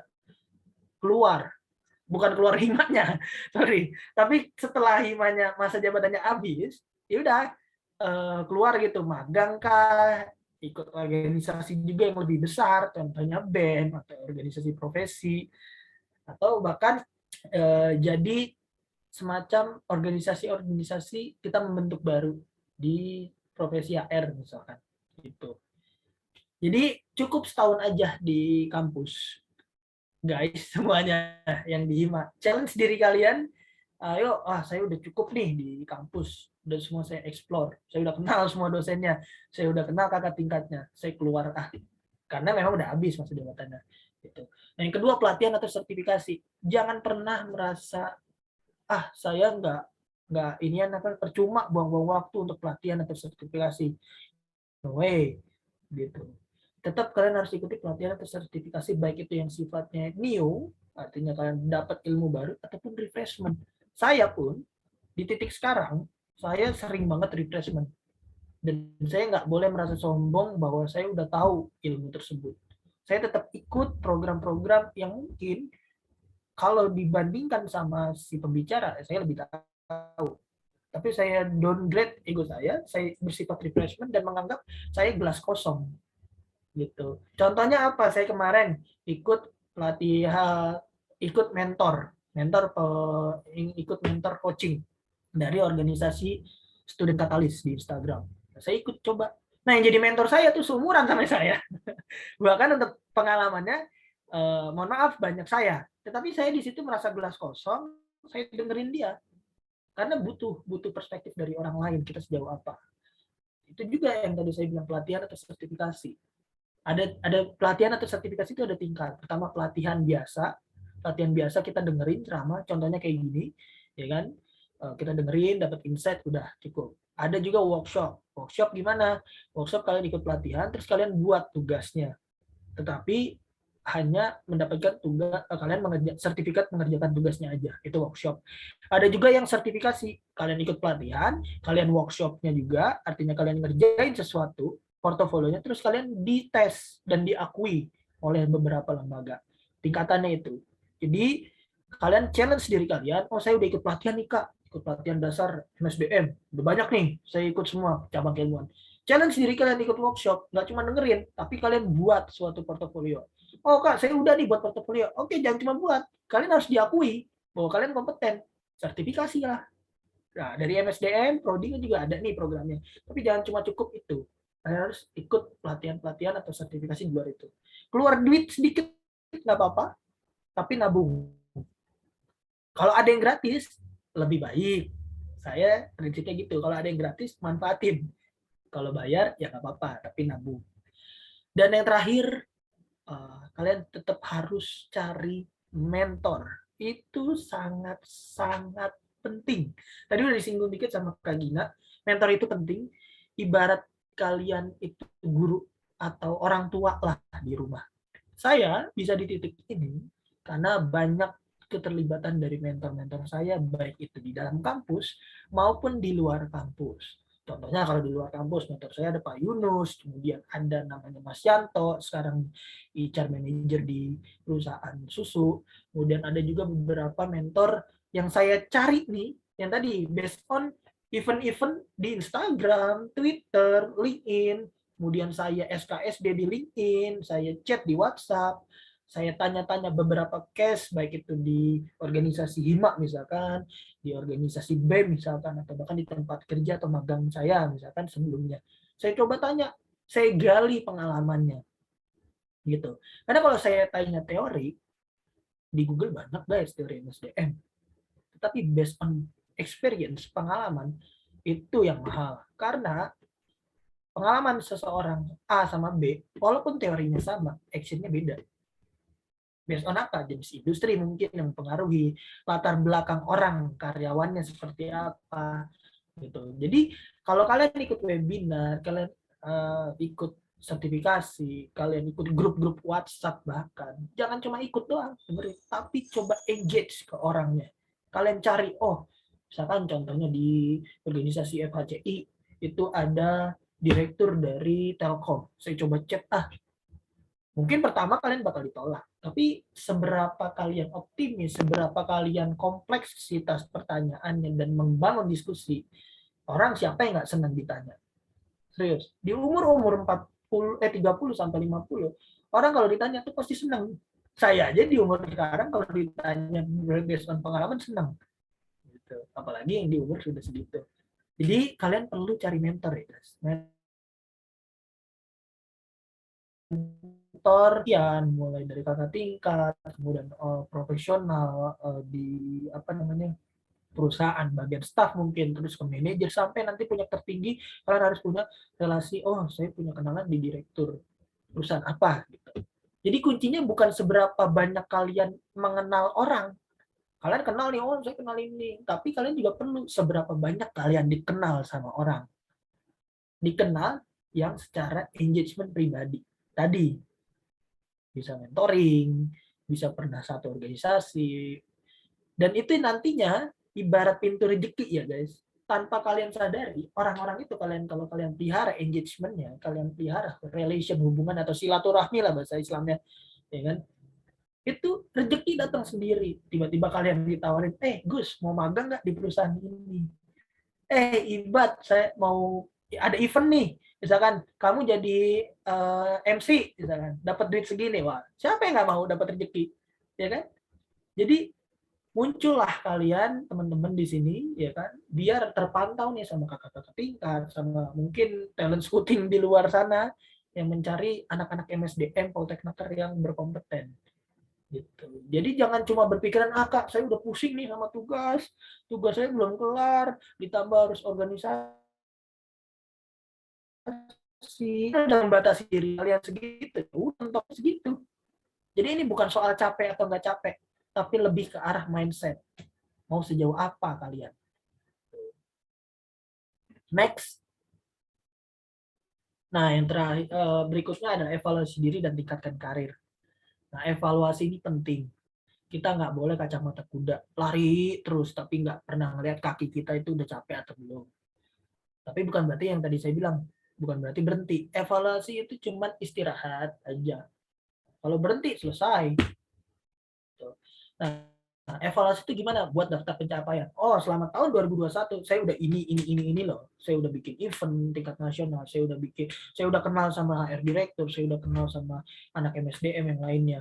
Kemudian pikirkan umpan balik atau feedback yang pernah diterima nih dari orang-orang tersebut atau bahkan dari teman kita. Gus, lu tuh jangan kebanyakan ngomong, misalkan. Kenapa? Ya lu kalau ngomong nggak jelas, misalkan kayak gitu. Atau Gus, lu jangan kebanyakan cengengesan, orang nggak suka sama lu. Nah, selama positif, ya kita terima. Oh iya benar juga ya. Gue kalau terlalu cengengesan, orang jadi menganggap gue nggak serius, misalkan. Gitu. Terus juga memasukkan data-data analitik yang memungkinkan. Karena biasanya kalau kita ada data, misalkan yang tadi saya bilang, oh daftar pencapaian, kalian punya datanya nih, selama webinar, dari webinar-webinar saya yang saya ikutin jadi pembicara, narasumbernya berapa orang sih? Nah, itu nanti kalian bisa bikin tuh strategik. Oh, yang tadinya 10, 20, 30 naik loh ternyata. Ternyata saya banyak yang dikenal orang. Kemudian juga tantangan challenge-nya apa? Oh, selama webinar, sinyal saya jelek. Kemudian selama webinar saya batuk-batuk, atau selama webinar laptop saya mati. Nah, challenge itu perlu kalian tulis. Terus action-nya seperti apa untuk memperbaikinya. Kemudian juga selaraskan tujuan evaluasi dengan tujuan diri kita yang tadi itu, atau organisasi. Kita evaluasi nih, gue nggak suka, gue dibilang nggak suka sama, dibilang cerewet sama orang. Tapi organisasi membutuhkan orang yang cerewet. Ya ambil, nggak apa-apa. Bodoh amat sama orang gitu. Jadi perlu kalian saring, omongan orang itu kadang perlu didengar, tapi kadang juga nggak perlu didengar. Ambil yang positif, tetapi perlu diselaraskan sama tujuannya, sama karir kita. Kalau kita cerewet, orang ada yang nggak seneng, tapi kita lihat organisasi membutuhkan, ya lanjut gitu. Terus juga tuliskan kesempatan untuk bertumbuh. Dari challenge-challenge tadi, tanda-tantangan, pasti ada kesempatan. Oh, saya di tahun ini, tahun 2022, kesempatan saya meningkatkan webinar saya. Berapa kandidat tingkat nasional misalkan. Terus juga perhatikan hal yang boleh dan enggak. Oh, saya nggak boleh pas webinar misalkan, atau pas karir, pas jadi HRD, saya nggak boleh bikin rasis orang, ngatain orang hitam, gemuk, gendut misalkan. Terus saya selama ngomong nggak boleh asal posting di Instagram yang berkaitan dengan SARA atau berkaitan dengan hal-hal yang tidak konkret, tidak ada dasarnya gitu. Jadi kalian harus clear semuanya. Next. Nah, ini mungkin kalian teman-teman nanti kalau materinya bisa di-share sama teman-teman panitia, bisa lihat nih untuk evaluasi diri. Kalau kalian dapat kerjaan, kalau di umur saya sekarang, selama kerjaan itu bermanfaat buat saya, baik itu sekarang ataupun akan datang, saya ambil. Kadang kan ada dapat kerjaan di luar job desk. Ah kak, gue disuruh atasan saya, gue disuruh guru saya, gue disuruh dosen saya, kerjaannya nggak jelas nih. Tapi perlu kalian lihat juga nih, tadi ada dapat diagramnya nih dari saya. Kalau kalian dapat kerjaan ini apa bertuan atau enggak? Walaupun enggak, manfaatnya apa buat diri kalian, baik sekarang maupun masa depan, manfaatnya apa buat organisasi. Nah, nanti kalian bisa putuskan nih dari matriks ini, oh saya enggak ambil, saya ambil kerjaan itu. Gitu guys. Next. Nah, mungkin ini yang terakhir ya guys ya. Selama karir saya juga nggak menutup kemungkinan kalian resign. Pernah di titik terendah atau titik terjenuh. Oh, aku bosan gitu. Karena gue malas sama perusahaan ini. Gue malas sama orang itu. Gue malas sama organisasi itu. I live gitu. Malas, pusing. Nggak jelas gitu kan. Itu ada flowchart-nya. Kalian dalam menentukan apakah saya selesai atau tidak. Nah, ini mungkin bisa jadi gambaran referensi teman-teman, kenapa saya harus ambil keputusan untuk keluar dari sesuatu pekerjaan, suatu organisasi, ataupun suatu keputusan. Atau saya nggak jadi nih keluar, karena saya bingung. Kenapa? Ada pertimbangan-pertimbangan lain. Kita kan selama orang, kita tahu ya, lu ngapain lu keluar misalnya kayak gue kemarin. Lu ngapain keluar kopi kenangan Gus? Kopi kenangan di mana-mana bagus gajinya ini. But ada hal yang saya kejar lagi gitu. Terus juga ada mungkin saya kemarin juga melakukan itu ke orang, lu ngapain keluar dari Bridgestone, atasan saya. Di Bridgestone siapa yang nggak kenal Bridgestone? Pabriknya nggak pernah mencat orang, karyanya tetap semua. Kok lu keluar? Tapi kita nggak bisa menjudge orang itu, karena dia mungkin punya flowchart ini dalam menentukan keputusan yes atau enggak untuk keluar dari suatu pekerjaan dia. Gitu guys. Oke, next. Udah habis ya? Nah, dari saya udah habis, terus juga barusan udah diingetin Aibat, udah habis juga. Oke, thank you banget. Kalau ada pertanyaan, kita sharing, welcome. Mungkin bisa sharing, Bang, gue kayak gini-gini pengalaman, Kak Gina, atau siapapun, gali semuanya. Teman-teman di sini jangan takut ngomong. Karena apa? Satu, sepintar apapun di pikiran kalian, kalau kalian nggak speak up, percuma, orang nggak tahu isi pala kalian. Bukan hipnotis, bukan Romi Rafael yang bisa baca pikiran. Gitu. Thank you guys. Ya, terima kasih banyak nih Kak Gusti. Semangat banget. Alhamdulillah dapat ilmu yang bermanfaat dari Kak Gusti ini. Berkesinambungan ya dari materi Kak Gina yang tadi, lalu dilanjutkan materi Kak Gusti. Mungkin kita lanjutkan ke sharing session ataupun tanya jawab gitu ya. Mungkin dari teman-teman ada yang mau bertanya, silahkan open mic aja langsung gitu ya kepada Kak Gina, kepada Kak Gusti. Ya, mungkin sudah ada ini nih Aisyah Nursyagita. Dipersilahkan Aisyah untuk bertanya. Ya, terima kasih kepada moderator atas kesempatannya. Sebelumnya perkenalkan, nama saya Aisyah Nursagita dari MSDM 2021. Seperti yang sudah disampaikan, pada tahap mengidentifikasi diri kan kita harus mengenali diri kita sendiri ya Kak. Nah, tapi ketika kita belum tahu nih strength dan weakness kita sendiri, otomatis kan kita nggak bisa buat ngembangin diri kita. Lalu bagaimana Kak step-step untuk menemukan strength dan weakness kita dari pengalaman Kak Gina sama Kak Agusti sendiri? Terima kasih. Oke, terima kasih banyak Aisyah. Mungkin itu juga yang aku akan tanyakan sebenarnya sih. Mungkin dari Kak Gina dulu, versi Kak Gina jawabannya seperti apa Kak? Oke, thank you ya Aisyah. Pertanyaan bagus ya. Gimana sih caranya kita bisa tahu strength and weakness-nya gitu ya dari saat kita merefleksikan diri kita. Sebenarnya gini, daya analitik orang-orang itu kan berbeda-beda ya. Terus kesadaran apa ya, gimana kita aware dengan track record kita, gimana cara kita mengambil keputusan di masa lampau, itu kan juga pasti berbeda-beda gitu. That's why kalau misalkan masih kesulitan untuk menentukan strength and weakness-nya, aku share di PowerPoint sebelumnya ada satu link kan. Nah, coba aja isi apa namanya, itu kayak kuesioner gitu sih. Ya, dia isi kuesioner, nanti hasilnya itu bakalan ngasih tahu kalian strength-nya mana, weakness-nya mana gitu sih. Kalau misalkan teman-teman nggak mau ribet-ribet ya, jadi bisa aja pakai link yang tadi aku share itu. Itu ngebantu kok buat mengidentifikasi strength dan weakness-nya teman-teman. Gitu. Itu kalau dari aku ya. Dari Kak Gusti mungkin? Iya. Dari Kak Gusti bagaimana Kak? Oke, kalau untuk mengetahui strength and weakness, biasanya saya based on passion saya dulu, bukan passion sih, lebih karena kesukaan. Oh, saya suka ini, saya suka ngobrol. Jadi strength-nya saya lihat nih dari rekam jejak saya, organisasinya, organisasi, pekerjaan, terus juga event dan sebagainya, tugas-tugas. Oh, dari tugas-tugas ini saya ngerasa, oh saya kalau ngerjain PPT, saya seneng nih. Tapi kalau ngerjain angka-angka pusing. Nah, kan. Berarti saya nggak cocok di data. Tapi bukan berarti kalian membatasi diri kalian langsung judge, oh saya nggak pengen data. Bisa kalian coba dulu sejauh apa. Terus kalau udah beberapa kali, 1, 2, atau 3 kali mengolah data itu pusing dan hasilnya nggak maksimal, ya nggak apa-apa, nggak usah diterusin. Nah, tadi kalian juga bisa nih, oh saya suka bikin PPT, saya suka sharing. Dicoba juga 1 atau 2, 3 event atau mungkin portofolio, ya kan, bikin PPT-nya, PowerPoint. Oh, ternyata PowerPoint saya berkembang dari yang tadinya informasinya simple banget sampai ke informasinya tersampaikan, atau bahkan puncaknya kamu bisa bikin majalah yang benar-benar bisa edukasi banyak orang gitu. Jadi trial bukan error ya, bukan trial and error. Kita nggak bisa bilang diri kita error.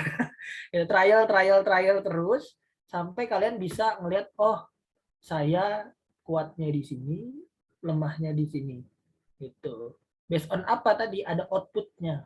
Outputnya perlu kita lihat juga apakah di luar ada standar, ya kan. Terus juga bisa tanya ke mentor kita tadi, bisa tanya ke forum, mungkin biasanya banyak juga forum-forum baik itu untuk soft skill maupun hard skill.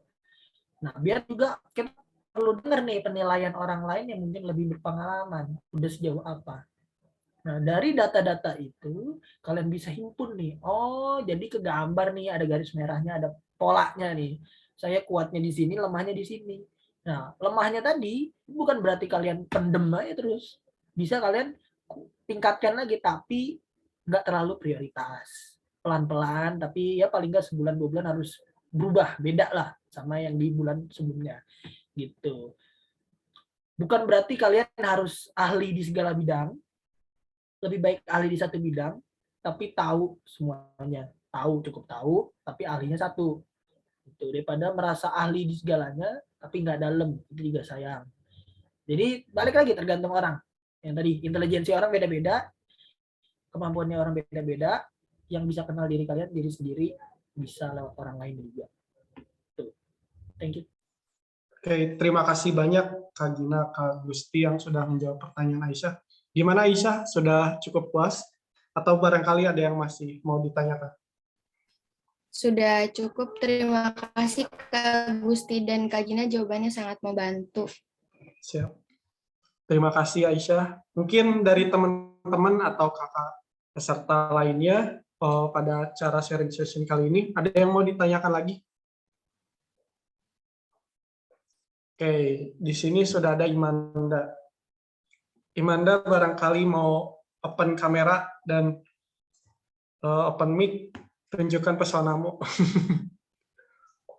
Baik, terima kasih moderator. Sebelumnya izin mohon maaf off cam karena jaringannya di sini lagi kurang stabil wifi-nya. Oke. Saya izin bertanya kepada kakak-kakak.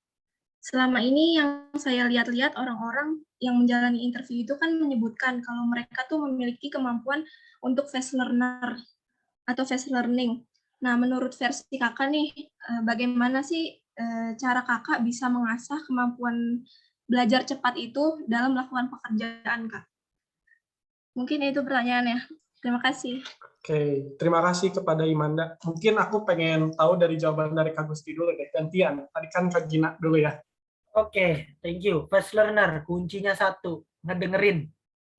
Lebih banyak denger dibanding ngomong dulu. Kalau untuk belajar ya, konsepnya kita gelas kosong. Nah, terus juga Kak, kan kemampuan orang palanya beda-beda. Ada yang bisa cepat, ada yang bisa lambat. Nah, yang tadi saya bilang, kalian harus dengerin dulu. Kalau emang nih contohnya kayak saya dulu, saya orangnya pasti dikit-dikit nanya. Nah, biar saya nggak banyak nanya, tapi pas nanya berbobot, saya catat. Oh, misalnya dijelasin, saya catat. Jadi pas saya bingung, saya lihat catatan dulu, nggak langsung lempar nanya gitu. Nah, itu kemampuan belajar cepat itu tergantung dari kalian bisa adaptability-nya kuat atau enggak. Adaptability itu harus lihat juga yang tadi saya bilang, kepekaan kalian terhadap situasi.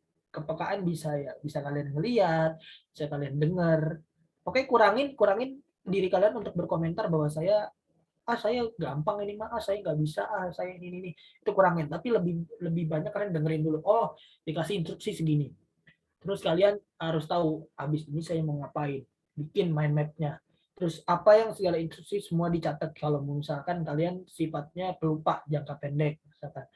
Nah, dari itu nanti kalau kalian mengalami satu titik yang tadi saya bilang ada stuck, kalian bisa lihat dulu data-data yang kalian udah himpun, baru kalian tanya orang. Nah, kompleksitas berpikir seperti itu yang nanti kalian bisa mengubah cara pola pikir kalian bisa jadi cepat. Kan jadi banyak waktu yang mungkin dikit-dikit nanya, dikit-dikit salah, yang tadi bisa kita kurangin kesalahan itu. Dan kesalahan itu berkurang bukan hilang. Akhirnya waktu-waktu tadi bisa lebih cepat dibanding teman-teman kalian yang mungkin saya ngerjain salah, saya ngerjain salah gitu. Karena memang dia kurang peka, kurang jeli sama keadaan, dan kebanyakan ya ngomong tadi, dikit-dikit nanya, dikit-dikit ini, tapi nggak dicatat. Gitu guys. Imanda kalau dari saya. Oke, terima kasih Kak Gusti. Mungkin dari Kak Gina ada ingin menanggapi hal yang berbeda, Kak? Mungkin aku menambahkan yang sudah disampaikan Kak Gusti kurang lebih sudah lengkap ya gitu. Pada saat realitanya nih, misalkan teman-teman intern gitu ya, satu hal yang penting itu adalah dibutuhkan keberanian.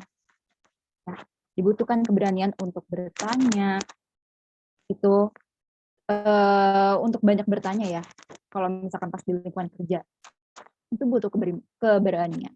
Contoh ketika kita berhadapan dengan leader atau level manager, mereka pasti experience dan knowledge-nya jauh lebih banyak ya.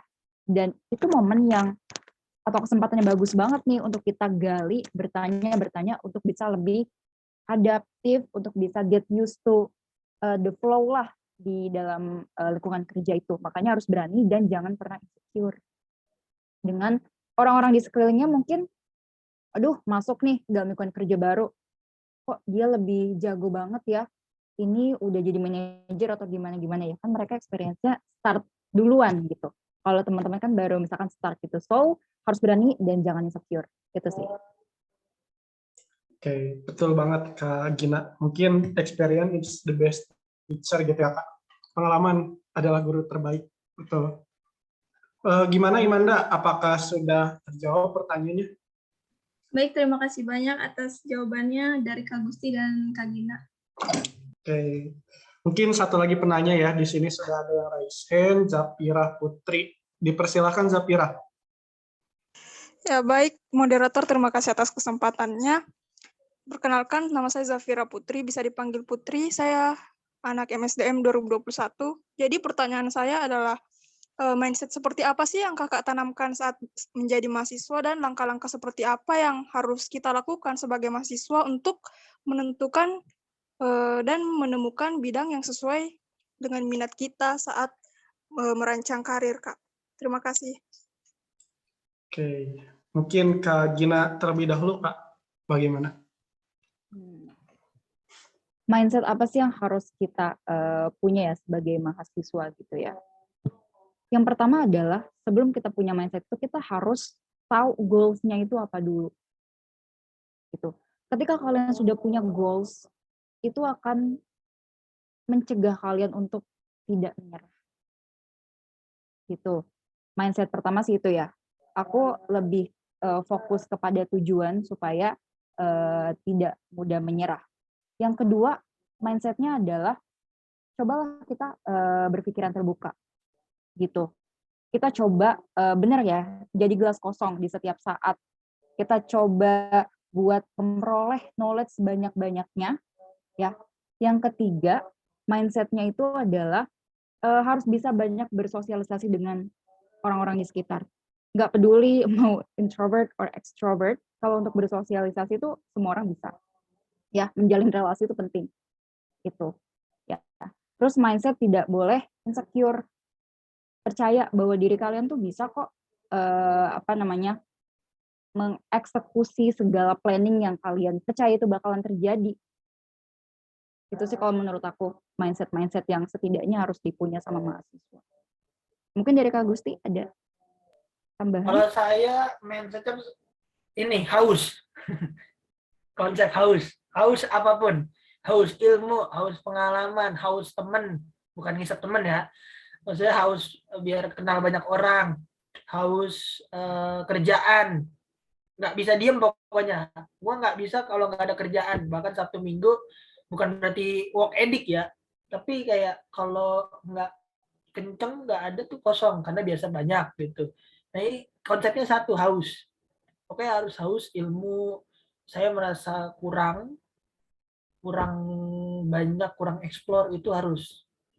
Kenapa? Karena kalau kita udah merasa cukup, ini beda ya, beda konsep sama rezeki ya. Kalau rezeki kalau kurang terus kan kurang bersyukur.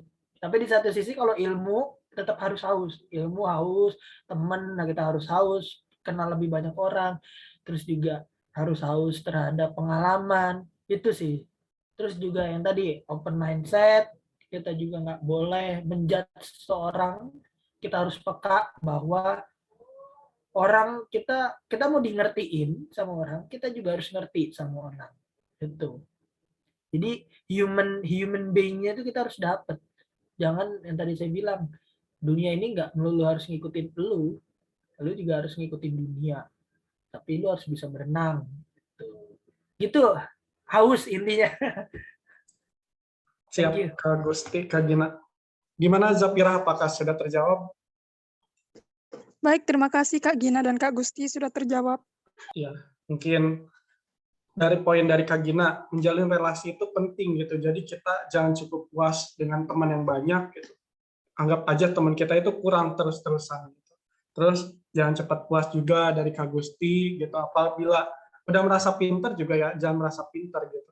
Terus-terusan karena ilmu itu penting banget benar. Mungkin cukup sekian dari pertanyaan ya. Jangan lupa untuk teman-teman yang sudah hadir untuk mengisi kehadiran pada saat ini gitu ya, karena akan nanti kehadiran ini untuk mengklaim sertifikat gitu. Mungkin kegiatan demi kegiatan sudah kita lalui gitu ya. Sebelum kita akhiri, jangan lupa kita sesi foto bersama dulu ya. Teman-teman mungkin bisa on cam terlebih dahulu gitu, karena biar terlihat teman-temannya ya dokumentasi. Nanti aku pimpin.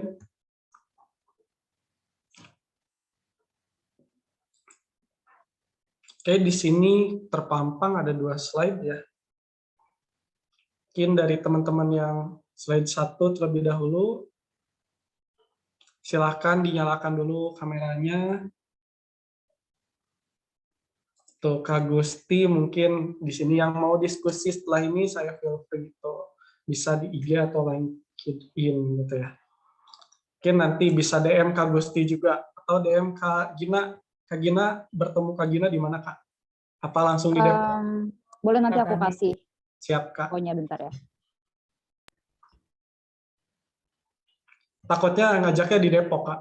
Karena dua-duanya di Depok ya.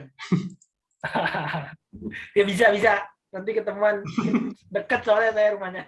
Gina. Ya, mungkin sudah ada beberapa yang on cam. Mungkin Kak Putri ya yang akan screenshot, aku yang ngasih aba-aba. Oke. Silahkan. Pose terbaiknya jangan lupa ya. Untuk slide pertama silahkan 1, 2, 3. Ya, untuk slide keduanya juga 1, 2, 3. Oke. Sebenarnya ada 2 pantun penutup ya. Tadi harusnya dibacakan pada saat bertanya gitu ya. Nona manis siapa yang punya? Hati-hati dengan lelaki buaya gitu. Terima kasih sudah bertanya. Semoga sukses selalu buat moderatornya, buat Kak Gina, buat Kak Gusti, terus buat teman-teman penanya juga yang aku ingat Kak Aisyah, Kak Imanda, dan Kak Zapirah tadi ya. Mungkin cukup sekian acara sharing session kali ini. Tuh, bisa reach out di LinkedIn Melgiana Puspa. Mungkin nanti aku langsung ini gitu ya untuk nambah-nambah relasi. Terima kasih banyak kepada Kak Gina, Kak Gusti, dan teman-teman yang sudah hadir dalam acara sharing session kali ini. Aku pribadi mengucapkan mohon maaf apabila masih banyak kekurangan, masih banyak kesalahan gitu ya. Terima kasih atas kesempatannya bisa bertemu dengan narasumber yang luar biasa. Sehat-sehat Kak Gina, Kak Gusti, dan teman-teman semua yang sudah hadir. Jaga kesehatan, semoga kita selalu berada dalam lindungan Allah Subhanahu wa Ta'ala. Amin ya rabbal alamin. Ya, mungkin cukup sekian dari aku pribadi. Aku mengucapkan terima kasih banyak. Kak Gusti juga yang di sela-sela kesibukannya, Kak Gina juga sama gitu ya. Mudah-mudahan setelah ini kita masih terus menjalin komunikasi, Kak. Gitu. Oke. Harus.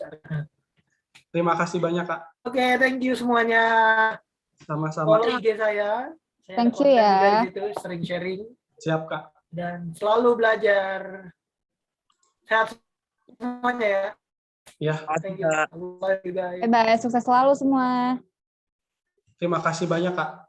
Terima kasih banyak kepada panitia juga, kepada para peserta yang sudah ini. Siap.